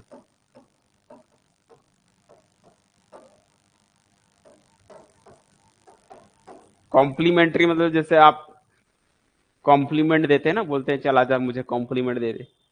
मान लो जैसे आप पानी पी रहे हो, एक गिलास पानी है, ये भर के पानी दिया गया आपको, ठीक है, वाटर दिया गया है। अब ये एक गिलास पानी है तो दो लोग बैठे हैं, दो पर्सन लोग बैठे हैं, एक बंदा, ये एक बंदा है। अब वो रहे चल भाई मैं पानी पीने जा रहा हूँ, तू मुझे कॉम्प्लीमेंट दे। तो कॉम्प्लीमेंट का मतलब क्या होता है, ये बोतल में जो पानी भरा है, इस पानी को वो कैसे बांटेंगे। अगर ये बोल रहा है कि अगर मैं चल इसको 30 पी रहा हूँ, मान लीजिए टोटल ये 1 बॉटल है, तो अगर ये 30% पी रहा है तो ये कितना पिएगा, जो बचे हुए 70% है, जो बचे हुए वो कितने 70%। तो ये होता है कॉम्प्लीमेंट्री, जस्ट उसका कॉम्प्लीमेंट। ठीक है, तो कॉम्प्लीमेंट्री एंगल यहाँ पर क्या होता है, यहाँ पर भी वही कहानी होती है कि आपको खत्म करना है 90, खत्म करना है 90, टोटल 90 है, उसको बोलते हैं 90।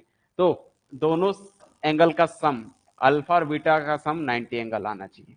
यानी कि दो ऐसे एंगल जिनका सम करने पर अगर 90 डिग्री बनता है, तब हम बोलेंगे वो दोनों एंगल आपस में कॉम्प्लीमेंट्री है। क्या है, कॉम्प्लीमेंट्री एंगल बनता है।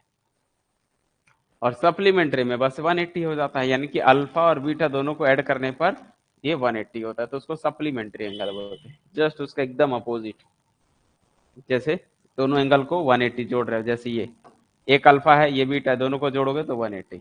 ये को क्या हो गया आपका, सप्लीमेंट्री हो गया।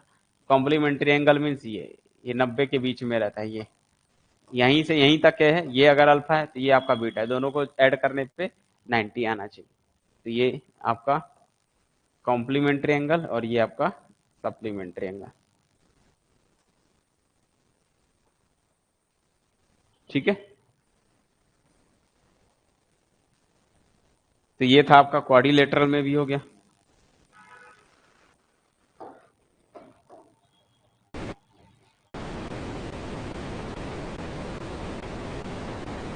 अच्छा, उसके बाद आता है आपका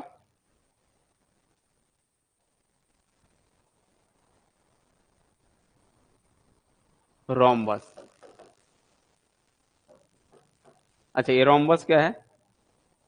रोम बताओ। ये भी एक्चुअल में क्वाड्रिलेटरली है, बस डिफेंड यही करता है कि जो ऑल साइड होते हैं इक्वल होते हैं। उसमें अपोजिट साइड इक्वल थे ना, इसमें अपोजिट साइड नहीं, चारों साइड क्या होते हैं, इक्वल ही होते हैं, लेकिन इसी शेप में बने रहते हैं। बनेगा सेम साइड जैसा, बस ऑल साइड क्या होते हैं, इक्वल होते हैं। ठीक है, ऐसा। ये भी, ये भी, ये भी, ये भी ऑल साइड क्या होते हैं, इक्वल होते हैं। अगर ये ए बी सी डी है तो सभी साइड क्या होते हैं, इक्वल होते हैं। ये है रोम्बस। ठीक है, तो रोम्बस में यही हो गया। अच्छा, दूसरा, रोम्बस की खास बात और क्या है, जब साइड इक्वल होते हैं तो ये जो डिपेंड करता है इनके बीच का एंगल होता है। ठीक है, D1 है, ये D2 है, यहाँ पर ये 90 डिग्री का कोण बनाता है। और 90 डिग्री का कोण बनाने के साथ साथ एक दूसरे को वो क्या करते हैं, वो जो है इक्वल साइड में डिवाइड करता है। ठीक है, बाइसेक्ट करते हैं। अगर ये ओ नाम है तो यहाँ से हम बोल सकता हूँ कि अगर इस केस में तो जो ओ एक है, ओ से ए की वैल्यू है ओ से सी के बराबर होगी, और ओ से डी, ओ से डी इक्वल होगा ओ से बी। एक तो ये केस होते हैं इसमें कि जो इंटरसेक्ट करते हैं, डायगोनल डायगोनल जहां से इंटरसेक्ट करते हैं वहां से इसकी लेंथ और इसकी लेंथ इक्वल होती है। इक्वली ये क्या होते हैं, बाइसेक्ट करता है। ठीक है, इक्वली क्या है, ये बाइसेक्ट करता है। ठीक है, दूसरी चीज की यहाँ पर जो है डायगोनल और D1, तो D1 परपेंडिकुलर होता है D2 के बीच में, दोनों के बीच में एंगल 90 डिग्री का कोण बनता है। ऑल साइड इक्वल होते हैं। इसका एरिया का फॉर्मूला निकालना काफी आसान है। तीसरा, अगर हम एरिया निकालना चाहें इसका, तो एरिया का फॉर्मूला हो जाएगा, सिर्फ डायगोनल से बेस पे निकालोगे तो just diagonal into D2, D1 और D2 का मल्टीप्लाई कर दो और हाफ कर दो। क्या कर दो, half equal to 1/2 into diagonal 1 into diagonal 2 कर सकते हो। अदरवाइज एरिया इसका निकालना है तो लेंथ इंटू ब्रेथ भी कर सकते हो कि ये कैसे है, निकाल इसकी ये वाली है। अदरवाइज मतलब अगर डायगोनल दिया तो डायगोनल के बेसिस पे भी हम इस तरह से D1 एंड D2 कर सकते हैं।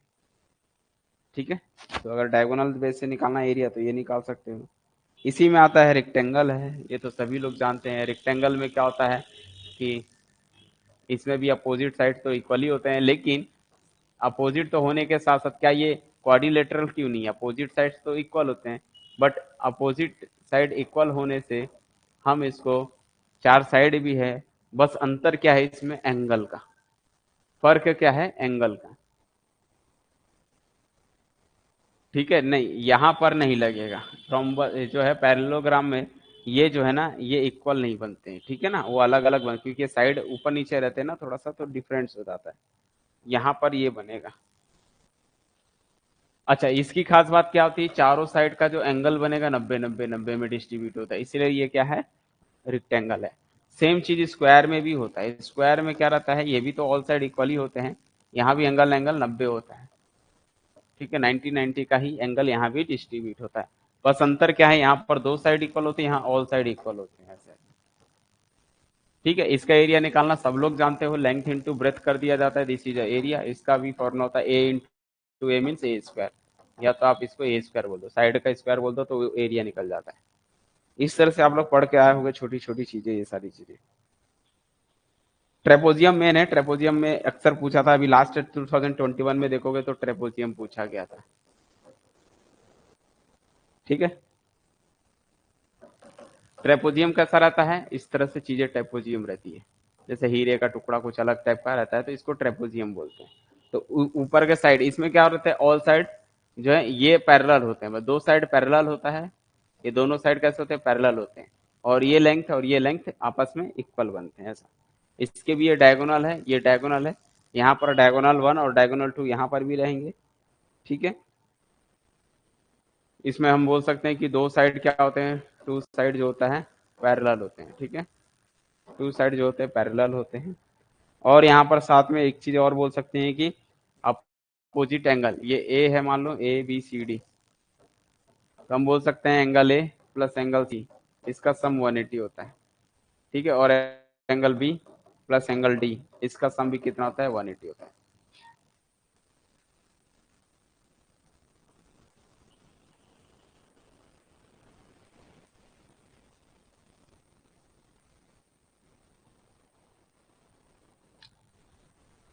इसमें अगर हम ट्रेपोजियम में देखेंगे तो ये हाइट बनती है, दिस इज एन हाइट, ये हाइट होती है। आप यहाँ से भी निकाल सकते हो, ये सब हाइट ही है। तो यहाँ से भी आप क्या निकाल सकते हो, मान लो तो इसका भी एरिया निकाल सकते हो। एरिया का फॉर्मूला बनेगा इसका, एरिया का फॉर्मूला 1/2 इंटू हाइट इंटू, और बेस के जगह, बेस आपका ए से, बेस की जगह बस यहाँ पर हम क्या लिखते हैं, ए बी और सी डी लिखते हैं। ए से बी और सी और डी दोनों को ऐड कर देते हैं, तो ये जो है A B plus C D के बराबर आता है।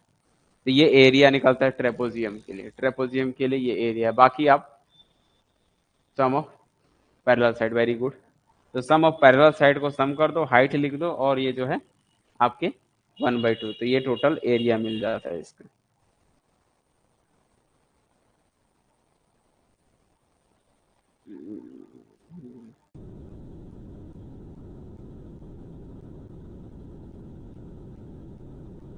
अच्छा, अब एक क्वेश्चन देखते हैं कौन बना पाता है इसका, ठीक है। आइए क्वेश्चन को डिस्कस करते हैं। क्वेश्चन क्या बोल रहा है, क्वेश्चन को समझिएगा अच्छे से थोड़ा सा। क्वेश्चन है, rectangular garden, rectangular garden,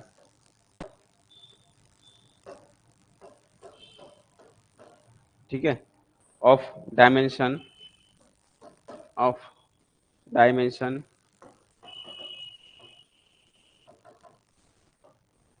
100 metre into 80 metre, 100 metre and 80 metre है, is enclosed, is enclosed by a 10 metre wide road.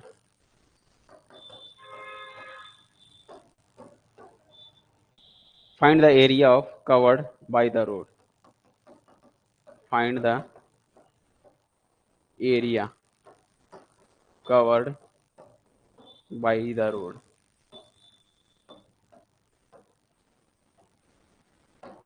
चलिए बताइए क्या है करेक्ट आंसर। ऑप्शन दे देते हैं। 1900 मीटर स्क्वायर, स्क्वायर मीटर है। 2400 स्क्वायर मीटर है। तीसरा है 3600 स्क्वायर मीटर है। फोर्थ है 4000 स्क्वायर मीटर।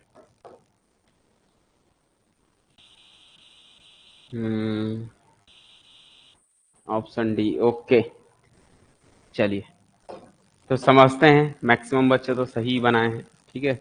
आते हैं इसको समझते हैं, ठीक है।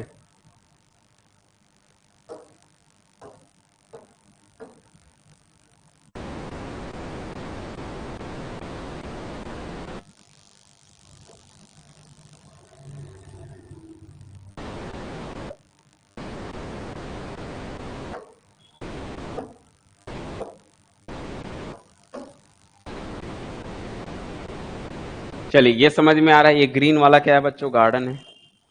ये ग्रीन वाला क्या है, गार्डन है, ठीक है ना। ये आपका गार्डन है। गार्डन के चारों साइड से एनक्लोज्ड है, रोड है, और रोड की जो है विड्थ कितनी है, 10 मीटर। यहाँ से यहाँ तक कितना है बच्चों, 10, ठीक है। ये कितना है, 10 मीटर इधर, तो मतलब ये भी कितना है, 10 मीटर है। ये भी कितना है, 10 मीटर है। ये भी कितना है, 10 मीटर। 10 मीटर का क्या है, रोड है, चारों साइड से एनक्लोज है। अंदर में क्या है, एक आपका गार्डन है। गार्डन का डायमेंशन दिया हुआ है, वो है 100 बाई 180 मीटर। तो ये आपका 100 होगा मान लो, तो ये 80 है, ठीक है। ये कम ज्यादा होगा थोड़ा सा, तो एक जगह कम है एक जगह ज्यादा है, ठीक है। ऊपर में स्क्वायर है, इधर में ऐसा है, 100/80 मीटर में दिया हुआ है। तो आपको वो बताना है कि ये जो रोड का एरिया है ये बताना है, कैलकुलेट करनी है। इस रोड की एरिया को बताना है कि क्या बनेगा। तो क्या कर सकते हो, टोटल एरिया में से गार्डन के एरिया को माइनस कर दो। टोटल एरिया में से क्या कर सकते हो, गार्डन के एरिया को माइनस करोगे, टोटल एरिया कितना निकलेगा बच्चों, टोटल एरिया। तो भैया टोटल की लेंथ कितनी है, इतना 100 है, ये 10 है, ये 10 है, तो 10 प्लस टोटल कितना हो गया बच्चों, 120। लेंथ कितनी होगी, 120। ये 80 है, 10 ऊपर 10 नीचे, कितना हो गया, ये 100 हो गया। तो अगर हम टोटल एरिया निकालेंगे तो 120 इंटू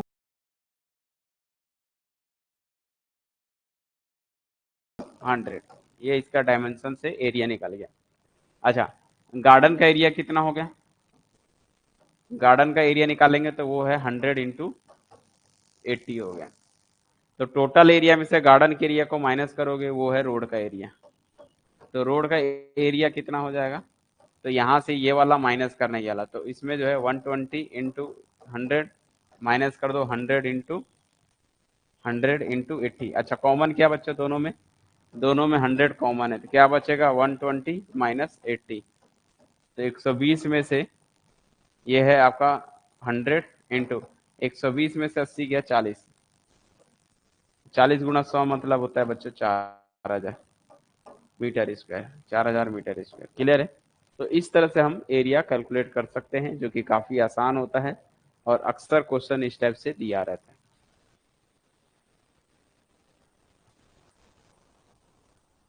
ठीक है।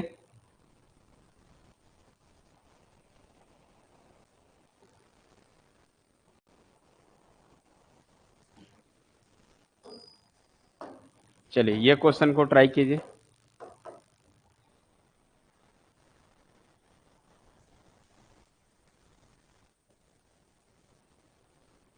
Area of square, area of square ये इक्वल है area of rectangle, area of rectangle whose length is whose length दी हुई है, लेंथ जो है कितना दे दिया हुआ है इसका 32 सेंटीमीटर है। तो एक स्क्वायर है और एक रेक्टेंगल है, स्क्वायर का एरिया फाइंड करना है, जबकि रेक्टेंगल का एरिया कितना दिया हुआ है वो 32 सेंटीमीटर है। ठीक है, 32 सेंटीमीटर है। Find the perimeter of the, और अलग से दिया हुआ है perimeter, perimeter of rectangle, perimeter of rectangle दिया हुआ है वो है 80 सेंटीमीटर। ठीक है, तो फाइंड करना है what is the side, find करना है साइड ऑफ स्क्वायर। चलो जल्दी से बता दो भाई, स्क्वायर की साइड कितनी होगी। स्क्वायर का एरिया वो रेक्टेंगल के एरिया के बराबर है, वो रेक्टेंगल जिसकी लेंथ 32 सेंटीमीटर है, वो रेक्टेंगल जिसका लेंथ दिया हुआ है 32 सेंटीमीटर है, और रेक्टेंगल का पेरीमीटर दिया हुआ है 80 सेंटीमीटर है। तो अब अपने को बताना है कि भाई जो स्क्वायर है उसका साइड कितना है, स्क्वायर की साइड को कैलकुलेट करनी है। तो जल्दी से बता दो इसका क्या होगा।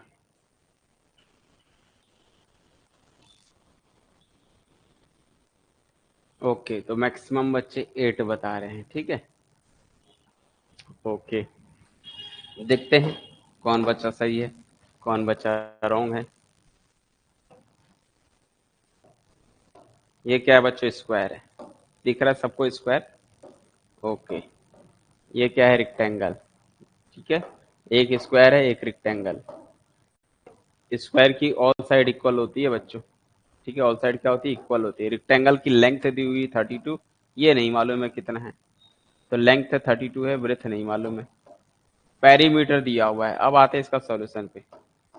पेरीमीटर कितना है बच्चों, पेरीमीटर क्या होता है, perimeter of rectangle, perimeter of rectangle का फॉर्मूला होता है 2 टाइम्स, या ऑल साइड को जोड़ोगे 32 प्लस 2 टाइम्स बी, तो 2 टाइम्स क्यों ना इसको लिख सकते हैं 32 प्लस बी, एक ही मतलब है।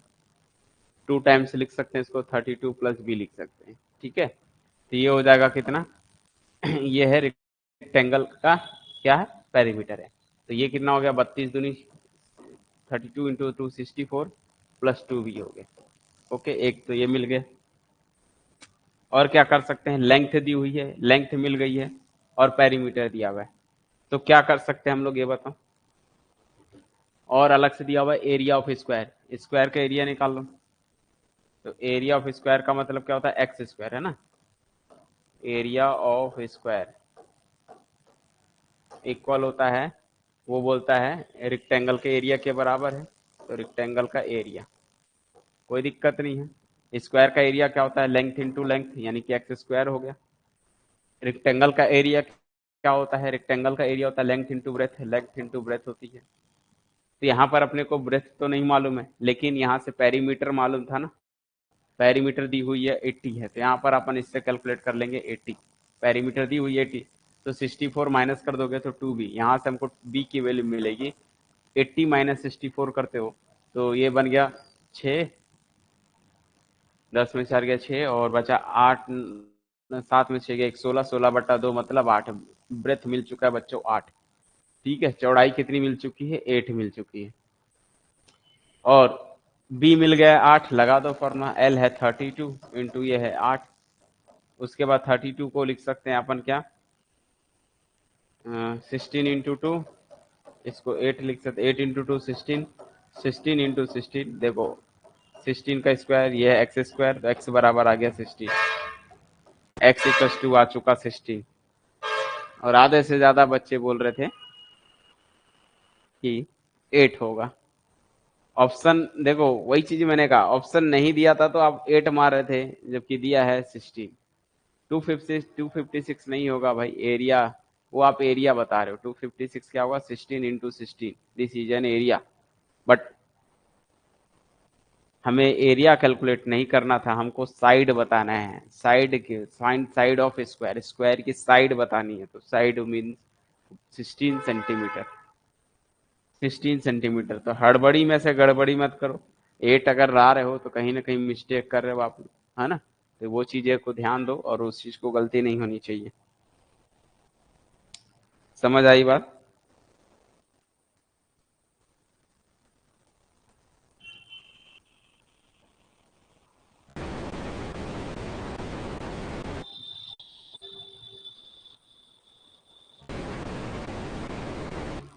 क्लियर है बोलो।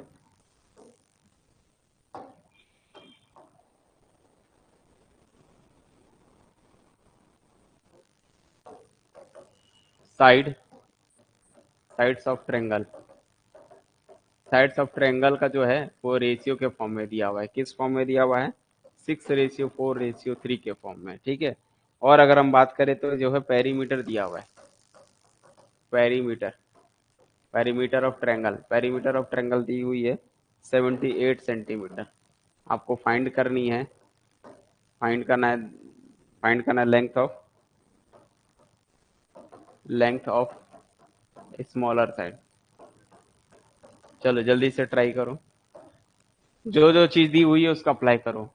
जो ट्रेंगल की साइड है उस साइड का रेशियो के फॉर्म में दिया है 6:4:3 दिया हुआ, पेरीमीटर दिया हुआ है, फाइंड करना है स्मॉलर साइड की, स्मॉलर साइड की वैल्यू लेंथ फाइंड करनी है कि उसकी कितनी लेंथ है, कितना बड़ा छोड़ है, स्मॉलर साइड की लेंथ बतानी है। जल्दी कैलकुलेट करो।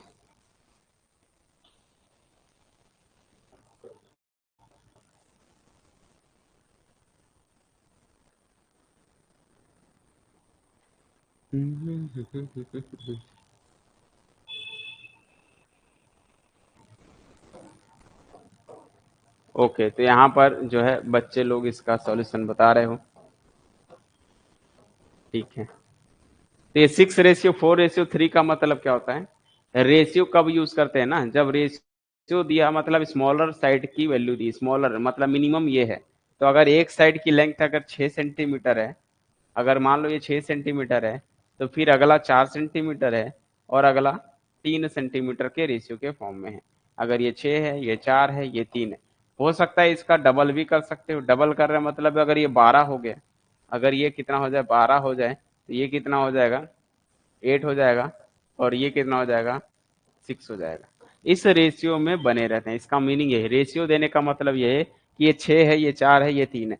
अगर क्वांटिटी बड़ा और करते हो तो ये 6 का डबल ही बनेगा, तो ये 12 होगा, तो ये 8 बन जाएगा, ये 6 होगा। और बड़ा बन सकता है तो और अगर हम बड़ा बनाएंगे, अगर ये 18 करते हैं तो ये छोटा वाला कितना हो जाएगा जो है 12 हो जाएगा और ये 6 3 जा 8 जो है 3 3 जा 9 हो जाएगा। या तो 6:4:3 के फॉर्म में होंगे, या तो 12:8:6 के फॉर्म में होगा, या तो 18:12:9 होगा। ये कैसे आ रहा है, ये आने का मीनिंग यहाँ पर ये है कि रेशियो जो है एक साइड जो है 6 का मल्टीपल है, दूसरा साइड 4x का मल्टीपल है, थर्ड वाला साइड 3x का मल्टीपल है। ठीक है, तो ये चीजें इस फॉर्म में ही रहेगी। उसके बाद अगर हम बात करेंगे यहाँ पर, तो अगला x के जगह वैल्यू रख सकते हो, x की जगह 2 रखोगे तो ये 8 बनेगा, 3 2 जा 6 बनेगा, ये 6 2 जा 12 बनेगा। इस पैटर्न में ये फॉलो होते चले जाएगा। तो ये रेशियो देने का मतलब तो यही होता है। अच्छा, अब जब ये रेशियो से पता चल गया तो यहाँ पर हमको एक साइड की वैल्यू मिल चुकी है। पेरीमीटर दिया हुआ है, पेरीमीटर मतलब होता है ऑल साइड का सम। ऑल साइड का सम जो है 78 है। तो हम बोल सकते हैं 6 4 10 8 18, हम बोल सकते हैं 18x जो है वो किसके बराबर होता है 78 के। तो x की वैल्यू मिलेगी 18 छक 18 6 जा, तो ये जो है 6 मिल गया। अब x मिल गया 6 है, मतलब वो 6 का मल्टीपल है। तो सारी चीजें, ये 6 का मल्टीपल, ये 6 का, ये सॉरी, ये इसमें 6 का मल्टीप्लाई करोगे, इसमें 6 का, इसमें 6 का, तो सबसे छोटा साइड कौन है बच्चों? 3x। 3x मतलब 3 × 6 मतलब 18। तो हम बोल सकते हैं इसको, जो इसकी मिनिमम साइड की लेंथ कितनी होगी? 18 होगी। तो इस तरह से क्वेश्चन रहता है भाई, इसको आपको आराम से बनाना है, समझ के बनाना है, कोई प्रॉब्लम नहीं होना चाहिए, ठीक है। मैं इससे रिलेटेड जो क्वेश्चन है उसको अपलोड कर दूंगा, अपलोड करूंगा, तो वहां से आप लोग जो है इसको प्रैक्टिस कर सकते हो, ठीक है। समझ आई बात?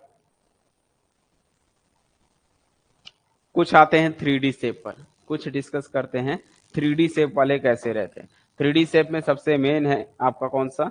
सबसे मेन आता है, ये चीजें ध्यान देना है, किस जो है, एक होता है क्यूब, एक होता है क्यूबॉइड, ठीक है। जैसे क्यूब क्या होता है, क्यूबॉइड क्या होता है, थोड़ा थोड़ा जानकारी ले लेते हैं ये सारी चीजें, हालांकि ये सब 9th में पढ़े। क्यूब और क्यूबॉइड में क्या अंतर है? क्यूब मतलब होता है ऑल साइड इक्वल होते हैं, ठीक है। जो क्यूब का जो फेस का जो साइड होता है वो क्या होते हैं? सभी साइड इक्वल होते हैं, ठीक है। ऐसा है, ऑल साइड इसमें इक्वल बनता है, ये होता है क्यूब। क्यूबॉइड में क्या रहता है? This is a cuboid. Cuboid में थोड़ा सा कम ज्यादा होती है, कोई कम साइज जो है, इसको क्यूबॉइड बोला जाता है। जैसे ये टेबल हो गया तो क्यूबॉइड के शेप में हो गया, डस्टर हो गया, तो ये क्यूबॉइड में होते हैं। यहाँ पर ऑल साइड इक्वल होते हैं, ठीक है। तो ये क्यूब में यहाँ पर ऑल साइड इक्वल, यानी कि ये तीनों साइड जो है, X axis, Y axis, Z axis में सभी लेंथ इक्वल होती है, उसको बोलते हैं क्यूब, ठीक है। आपको ये ध्यान देना है कि क्यूब में क्या क्या चीजें रहती है बच्चों, इसमें जो है ना, टोटल देखो कितने कॉर्नर दिख रहे हैं, तो 8 कॉर्नर होते हैं इसमें। क्या होता है? 8 कॉर्नर होते हैं इसमें, 8 कॉर्नर होते हैं, ठीक है। कॉर्नर की संख्या 8 होती है।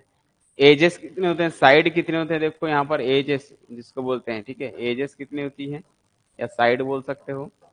तो साइड जो बच्चों मिलेंगे इसमें 12 साइड मिलेंगे, गिन सकते हो। ऊपर में 4 है, नीचे में 4 है, और 2 इधर मिलेंगे, 2 इधर मिलेंगे, तो ये जो है 1 2 3 4 5 6 7 8, इस तरह से अगर आप काउंट करोगे ना तो आपको 12 साइड मिलेंगे। कितने साइड मिलेंगे? 12। ऐसे भी देख गिन सकते हो, सामने फेस पर कितने, 1 2 3 4, 4 साइड फ्रंट है, 4 साइड बैक है, तो 4 और 4 कितना हो गया? 8। और ये जो है दो बीच के, तो 2 इधर से, 2 इधर से, तो 2 2 4 4, टोटल हो गया 12, टोटल 12 साइड मिलेंगे। समझ आई बात? टोटल इसमें 12 साइड मिलते हैं, ये है आपका।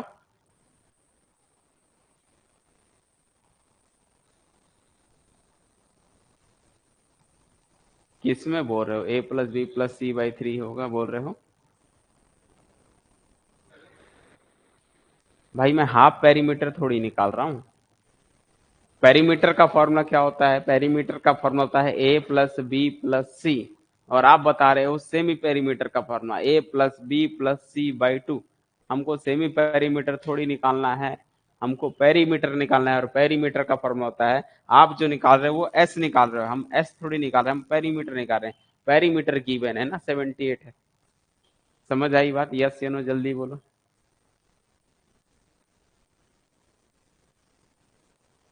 एस का मतलब होता है a+b+c/2, this is not a perimeter, this is called semi perimeter, okay. उसको सेमी पेरीमीटर बोलते हैं। क्वेश्चन के अकॉर्डिंग हमको पेरीमीटर दिया है, तो perimeter sum of all side का सम ही पेरीमीटर कहलाता है।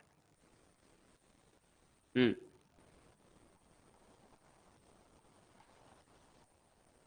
तो यहां पर समझ लो क्या होते हैं, 8 आपके इसमें कॉर्नर होते हैं, साइड टोटल 12 होते हैं, 12 होते हैं। फेसेस कितने होते हैं? फेस की संख्या इसमें कितनी होती है बच्चों? फेस की संख्या 2 जो है 6 फेस होते हैं।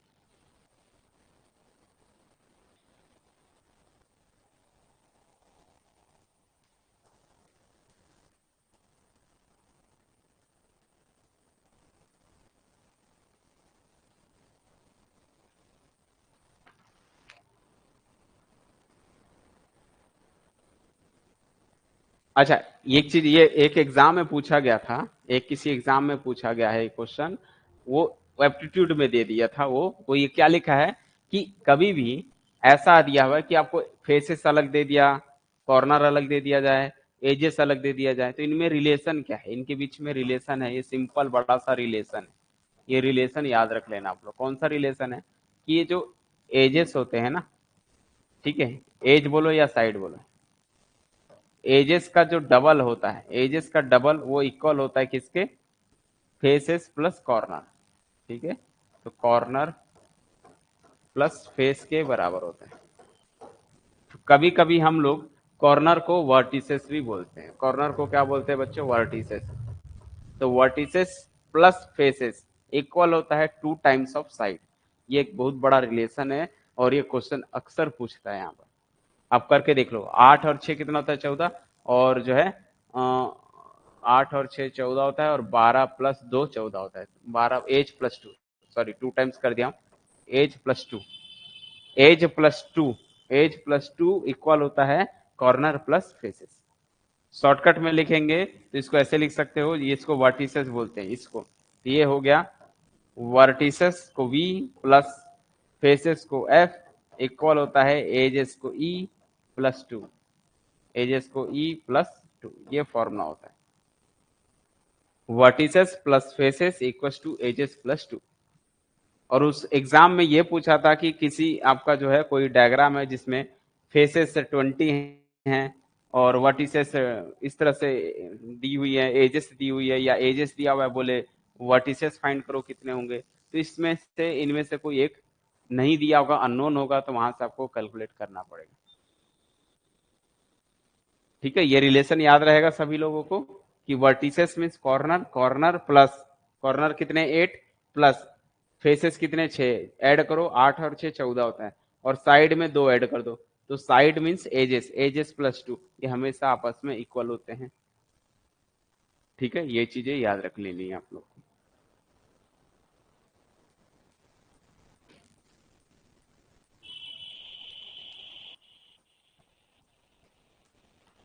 चलिए आगे बढ़ते हैं। यहाँ पर कीवर्ड भी इसी तरीके से। मेन चीज कहां से आता है आपका,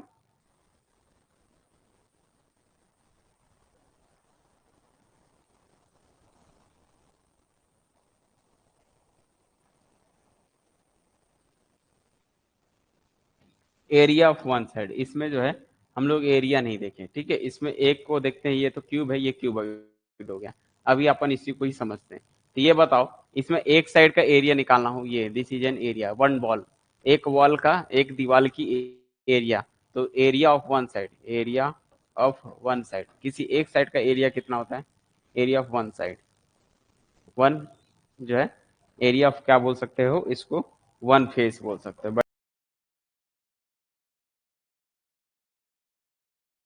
बेटर है फेस बोलना। एक फेस का एरिया कितना होता है, तो लेंथ इंटू, ये तो सेम है, तो ये भी ए है, ये भी ए है, तो उसको हम बोलेंगे A² बोलेंगे। एक साइड का जो एरिया है कितना मिलेगा, A²। ऐसे हमारे पास कितने वॉल हैं बोलो, टोटल कितनी दीवारें हैं, कितनी वॉल बनेगी, 6 फेसेस हैं। तो एक फेसेस, 2 फेसेस, टॉप का 3, बैक का 4, फ्रंट का और बैक का, ऐसे हमारे पास 6 एरिया मिलेंगे। कितने एरिया मिलेंगे, 6 एरिया। तो टोटल एरिया कितना हो जाएगा बच्चों, टोटल एरिया, जिसको हम टोटल कर्व सरफेस एरिया भी बोलते हैं, टोटल कर्व सरफेस एरिया। ठीक है, ये आप लोग पढ़े होंगे, तो वो 6 टाइम्स A² होगा, क्योंकि 6 फेसेस होती है, तो टोटल कर्व सरफेस एरिया कितना होता है, 6A² हो जाता है।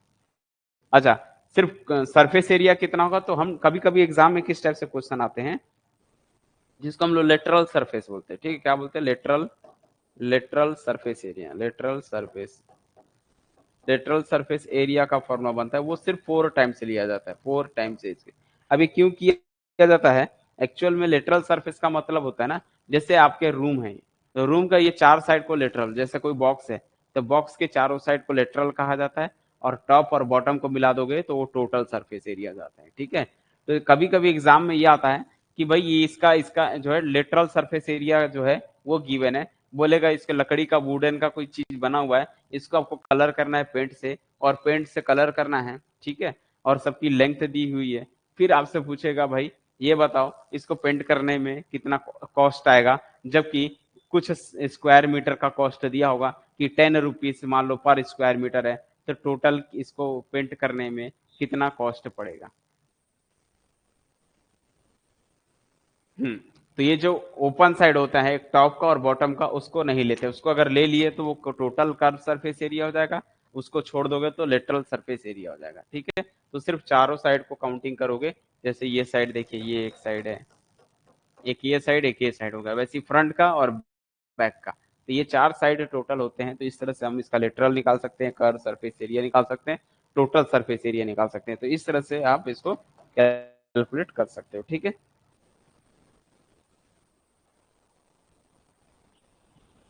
और यही चीज अगर क्यूबॉइड हो गया तो क्यूबॉइड में तो भैया सारी साइड अलग अलग होती है ना, तो सारे अलग अलग मिलने वाले हैं। अलग अलग कैसा होगा, मान के चलो कि ये कैसा कम है तो ये थोड़ा ज्यादा हो गया, फिर एक हो गया। ठीक है, उसमें फिर हम ये करेंगे तो ये करेंगे, ये तो देखोगे तो ये कम है, फिर अलग अलग साइड का होता है। तो ये क्यूबॉइड, क्यूबॉइड में क्या होता है, A not equal B not equal to C, all side different different होते हैं। ठीक है, जिसको हम लोग क्या बोलते हैं, ए एच एल के नाम से जानते हैं। ठीक है, तो यहाँ पर एल हो गया, ये लेंथ हो गई, तो इसको हम क्या बोलते हैं, दिस इज कॉल्ड लेंथ। ठीक है, ये आपका लेंथ हो गई, ये आपकी क्या हो गई, जिसको एल होता है इसको ब्रेथ बोलते हैं। ठीक है, ये आपका बी और एक एच होता है, एच होता है। ठीक है, तो ये बी हो गया और इसको बोलते हैं हाइट एच, तो एल बी एच के नाम से जानते हैं यहाँ पर तीनों साइड। तो इसका क्या हो जाएगा, इसमें टोटल भी कॉर्नर वॉर्नर तो साफ होते हैं। यहाँ पर हम बात करेंगे लेटरल, इस चीज को समझ लेना, lateral surface area, lateral surface area. तो लेटरल सरफेस एरिया क्या होगा, एक्चुअल में एरिया ऑफ फोर वॉल है ना, एरिया ऑफ फोर वॉल, चार साइड का एरिया, फोर वॉल, तो एक दो फ्रंट और बैक, तो इसका एरिया क्या होगा। तो आप ध्यान से देखो, सभी साइड अलग अलग है, तो ये L B B H H L type के हो जाएंगे। ठीक है, वेरी गुड, टू टाइम्स कर देंगे, टू टाइम्स कर देंगे क्या, तो टू टाइम्स क्या हो जाएगा, सिर्फ फोर साइड का निकाल है, तो टू टाइम्स क्या होगा, कोई भी दो साइड ले लो। तो अगर हम बात करेंगे तो ये वाला जैसे ये लेंथ है, तो ये लेंथ और ब्रेथ हो गया, तो इसमें लेंथ और ब्रेथ हो जाएगी। ठीक है, और लेकिन ये तो बॉटम का हो गया, तो उसको तो लेना नहीं है अपने को, तो ये वाले साइड को लेना है, वन ये वाले वॉल और ये वाले वॉल को लेना है, और फ्रंट का लेना है और बैक का लेना है, टॉप और बॉटम को छोड़ देना है। तब क्या बनेगा,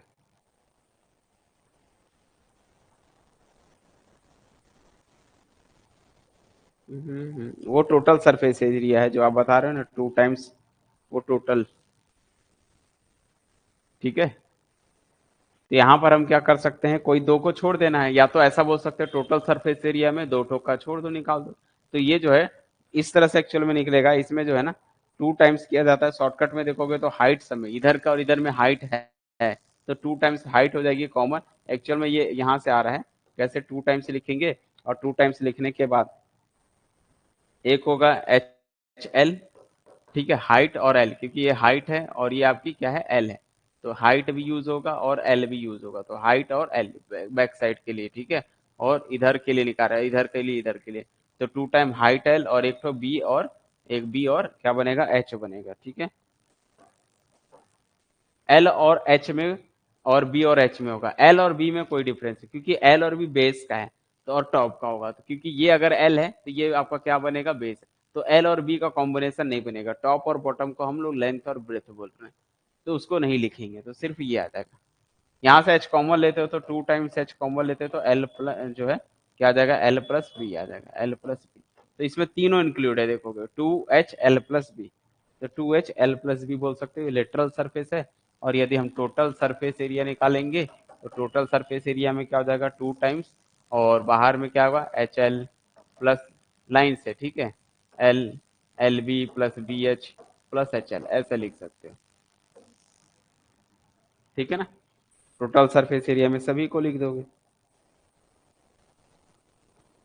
अच्छा, अब इसका वॉल्यूम भी निकलेगा, तो इसका वॉल्यूम क्या होता है बच्चों, इसका वॉल्यूम क्या होगा, वॉल्यूम मीन्स कितना भर सकते हो, तो L B H, this is a volume. अच्छा, उसका क्या होगा वॉल्यूम, इसका ए क्यूब, तीनों साइड इक्वल है, तो वॉल्यूम कितना हो जाएगा इसका, इसका वॉल्यूम होगा ए क्यूब, क्योंकि लेंथ ब्रेथ हाइट सारी चीजें सेम है, तो ए क्यूब, अलग अलग है तो लेंथ ब्रेथ और हाइट तीनों का मल्टीप्लाई करोगे तो ये मिल जाएगा।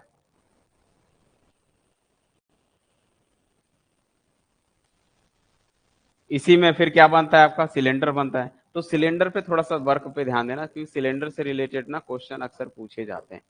तो ये थोड़ा सा सिलेंडर आप लोग को दिखा रहा हूँ मैं।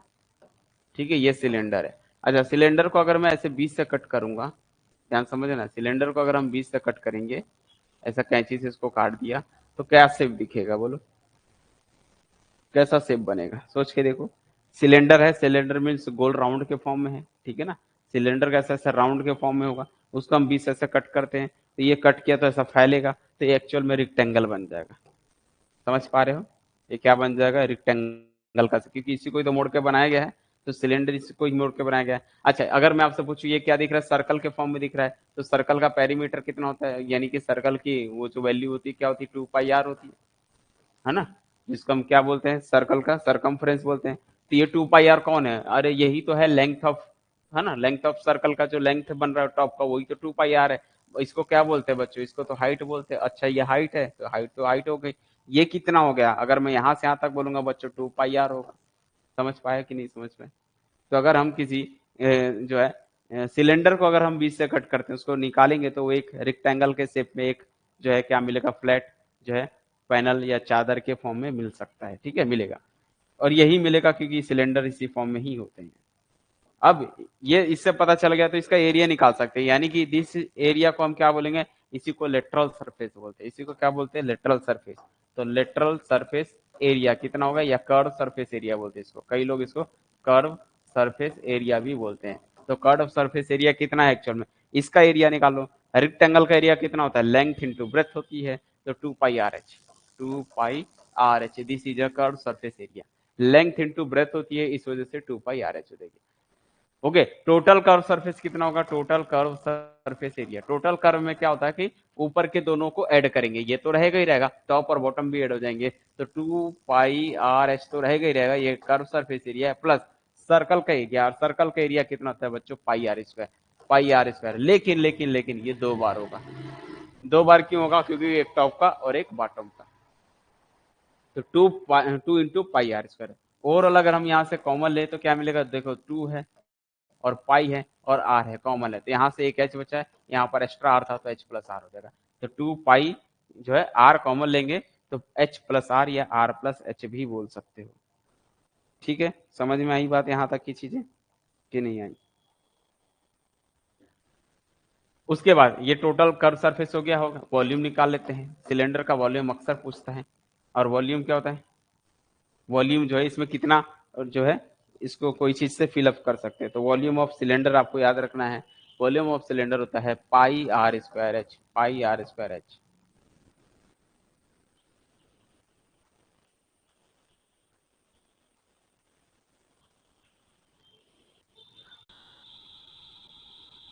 अरे जल्दी जा रहा हूँ लेकिन समझ तो आ रहा है ना, ये सोचो ना, समझ आना चाहिए भाई। इतना भी स्पीड कर रहा हो तो आपको समझ में आनी चाहिए, मेन ये चीज फोकस करो। क्या बोल रहे हो, क्रॉस,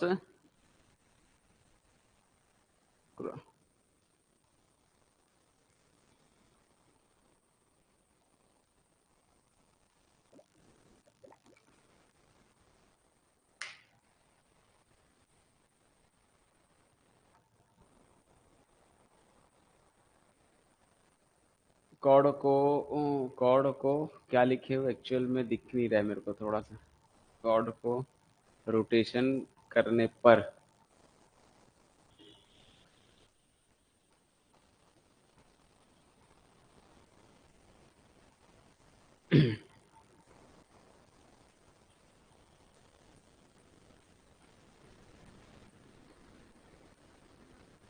मेरी बात ये सुनो, अभी ये चीजें समझ में आई कि नहीं आई। सिलेंडर को कट करते हैं, सिलेंडर को हाइट बोलते हैं, सिलेंडर को कट करोगे तो ये रेक्टेंगल का शेप लेगा।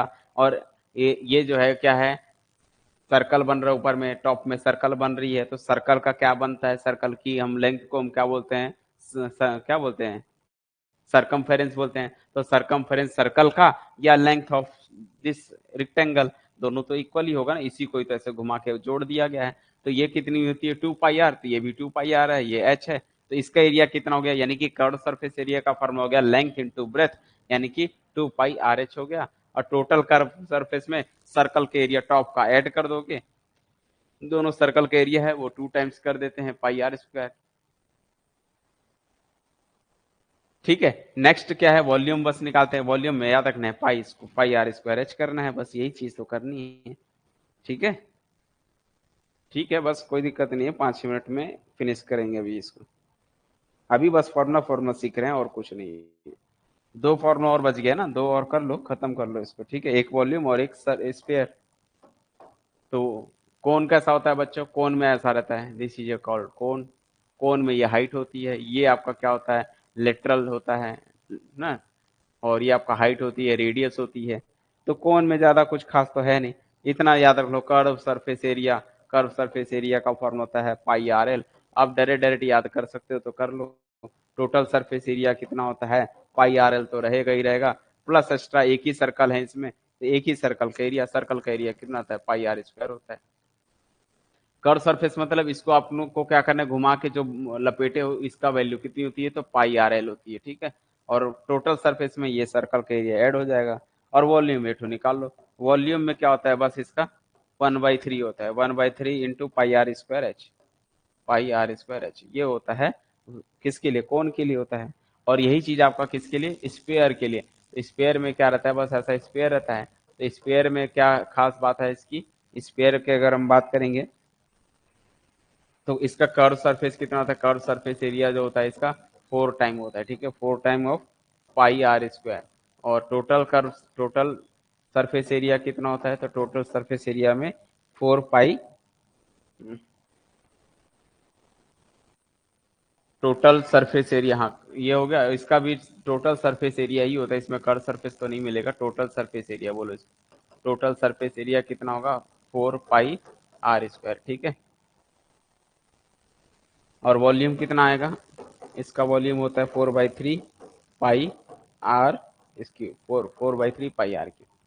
अच्छा, ये चीजें यहां पर ध्यान देना कि टोटल सरफेस एरिया में ये 4 पाई आर स्क्वायर क्यों होता है, क्यों होता है।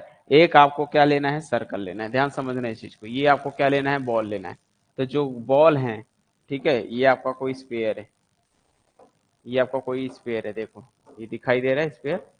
इस स्पेयर को अगर आपको कवर करना है तो आपको क्या करना है, इसका हाफ, ये हाफ हो गया।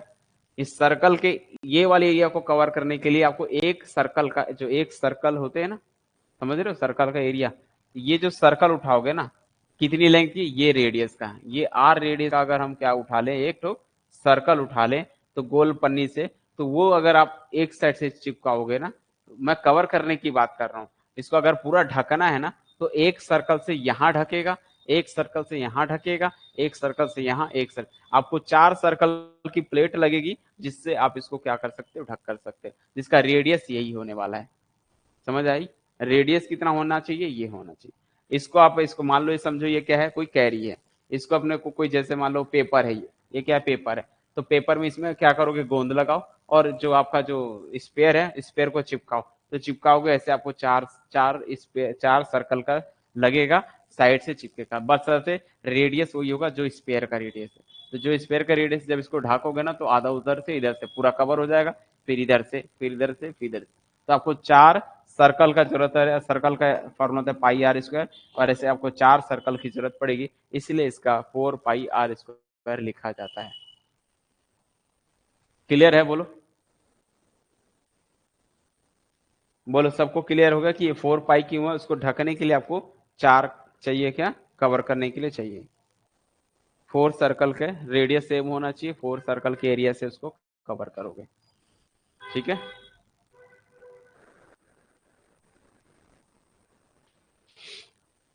बोलो समझ में आया कि नहीं आया, ये बताओ। तो स्क्वायर का वॉल्यूम कितना, 4/3 पाई आर स्क्वायर, है ना, 4/3 पाई आर क्यू होता है कि 4/3 pi R square, 4/3 pi R cube होता है। स्क्वायर के लिए क्या होता है, 4/3 पाई आर स्क्वायर एच होता है। और एक और याद रख लो, कौन सा, सिलेंडर के लिए तो वॉल्यूम एक्चुअल में 3 होने चाहिए, आर और एच मिला के 3 होना चाहिए। तो इसमें पाई आर स्क्वायर एच होता है, इसमें 1/3 पाई आर स्क्वायर एच होता है, इसमें 4/3 pi R square, pi H तो होता नहीं है, तो 4 pi by 3 pi R cube होता है।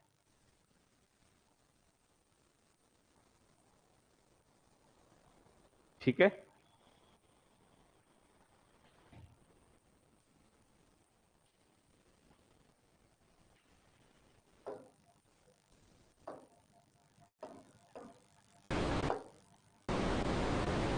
आप एक घर में क्या कर सकते हो, एक आप वो लो, ठीक है।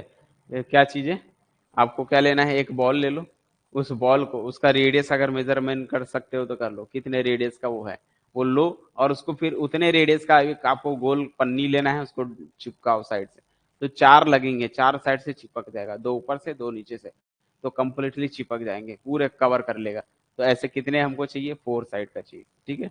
चार सर्कल से उसको कवर करोगे तो वो जो है चिपक जाएगा वहां से, ठीक है। वॉल्यूम में क्या होता है, length into breath into height होती है, तो इसमें सिर्फ रेडियस ही है, तो इसलिए आर क्यू होता है। और ये चीजें लगती है जब उसको कैलकुलेट करोगे तो 4/3, वो ग्रेविटेशनल से आता है कि इसके जो है 4/3 जो है, जो टोटल सेंटर ग्रेविटी से वो उसका 4/3 टाइम्स होता है। इसलिए वॉल्यूम जो है 4/3 पाई आर क्यू बनता है। तो उसके पीछे की एक अलग कहानी है कि क्यों 4/3 होता है, ठीक है ना। उसका ना जरूरत डिटेल में नहीं है जाने का, क्योंकि वो फिर थोड़ा सा आउट ऑफ हो जाएगा, दिमाग से बाहर हो जाएगा। बाकी बता देंगे, कोई दिक्कत नहीं है उसका भी, ठीक है। चलिए कोई नहीं, आज के लिए इतना ही करते हैं, बाकी जो है नेक्स्ट क्लास में देखेंगे। और नेक्स्ट क्लास में इसके आगे क्वेश्चन पर डिस्कस करेंगे कि एग्जाम में आने वाले क्वेश्चन किस टाइप से होते हैं, इनके बेसिस पर, ठीक है। चलिए आज के लिए इतना ही, मिलते हैं अगली क्लास में लिए। तब तक के लिए bye bye and good night.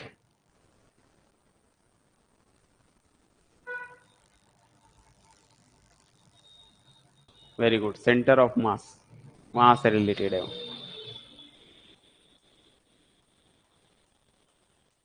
Similar triangle, नहीं वो तो दूसरा पार्ट हो गया। जो सिमिलरिटी देखते हैं ना, एंगल एंगल सिमिलरिटी, ये सारी चीज वो जो है अलग कैटेगरी में आता है।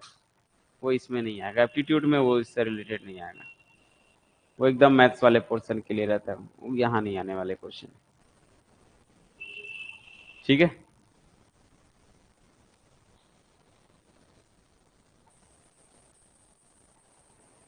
नहीं वो एक्चुअल में क्या है, वो मेरा टॉपिक्स नहीं है, वो बताएंगे आपको, ठीक है। बिल्कुल बिल्कुल, आज ही कर देंगे, टेंशन नहीं लेना है। और कितना परसेंट बचा है, वही बोल सकता हूँ मैं कि 20% बोल सकता हूँ। 20 to 25% बचा होगा। रीजनिंग बचे हुए हैं, मैथ्स के पूरे पार्ट, क्वांटिटी एप्टीट्यूड तो लगभग लगभग हो गए हैं। रीजनिंग बचे हुए हैं, तो रीजनिंग वाला बस पार्ट से बचा है, बाकी ये हो चुका है, ठीक है। मोस्टली मैथ्स के खत्म हो गए हैं, रीजनिंग का बचा हुआ है बस। अभी रीजनिंग हमने स्टार्ट ही नहीं किया, रीजनिंग के कुछ बचे हुए पार्ट्स, जैसे कैलेंडर है, टाइम है ना, इस टाइप से चीजें हैं, थोड़ा सा रीजनिंग वाले पार्ट्स बचे हुए हैं। और वर्क एंड टाइम वाला भी बचा हुआ है थोड़ा सा।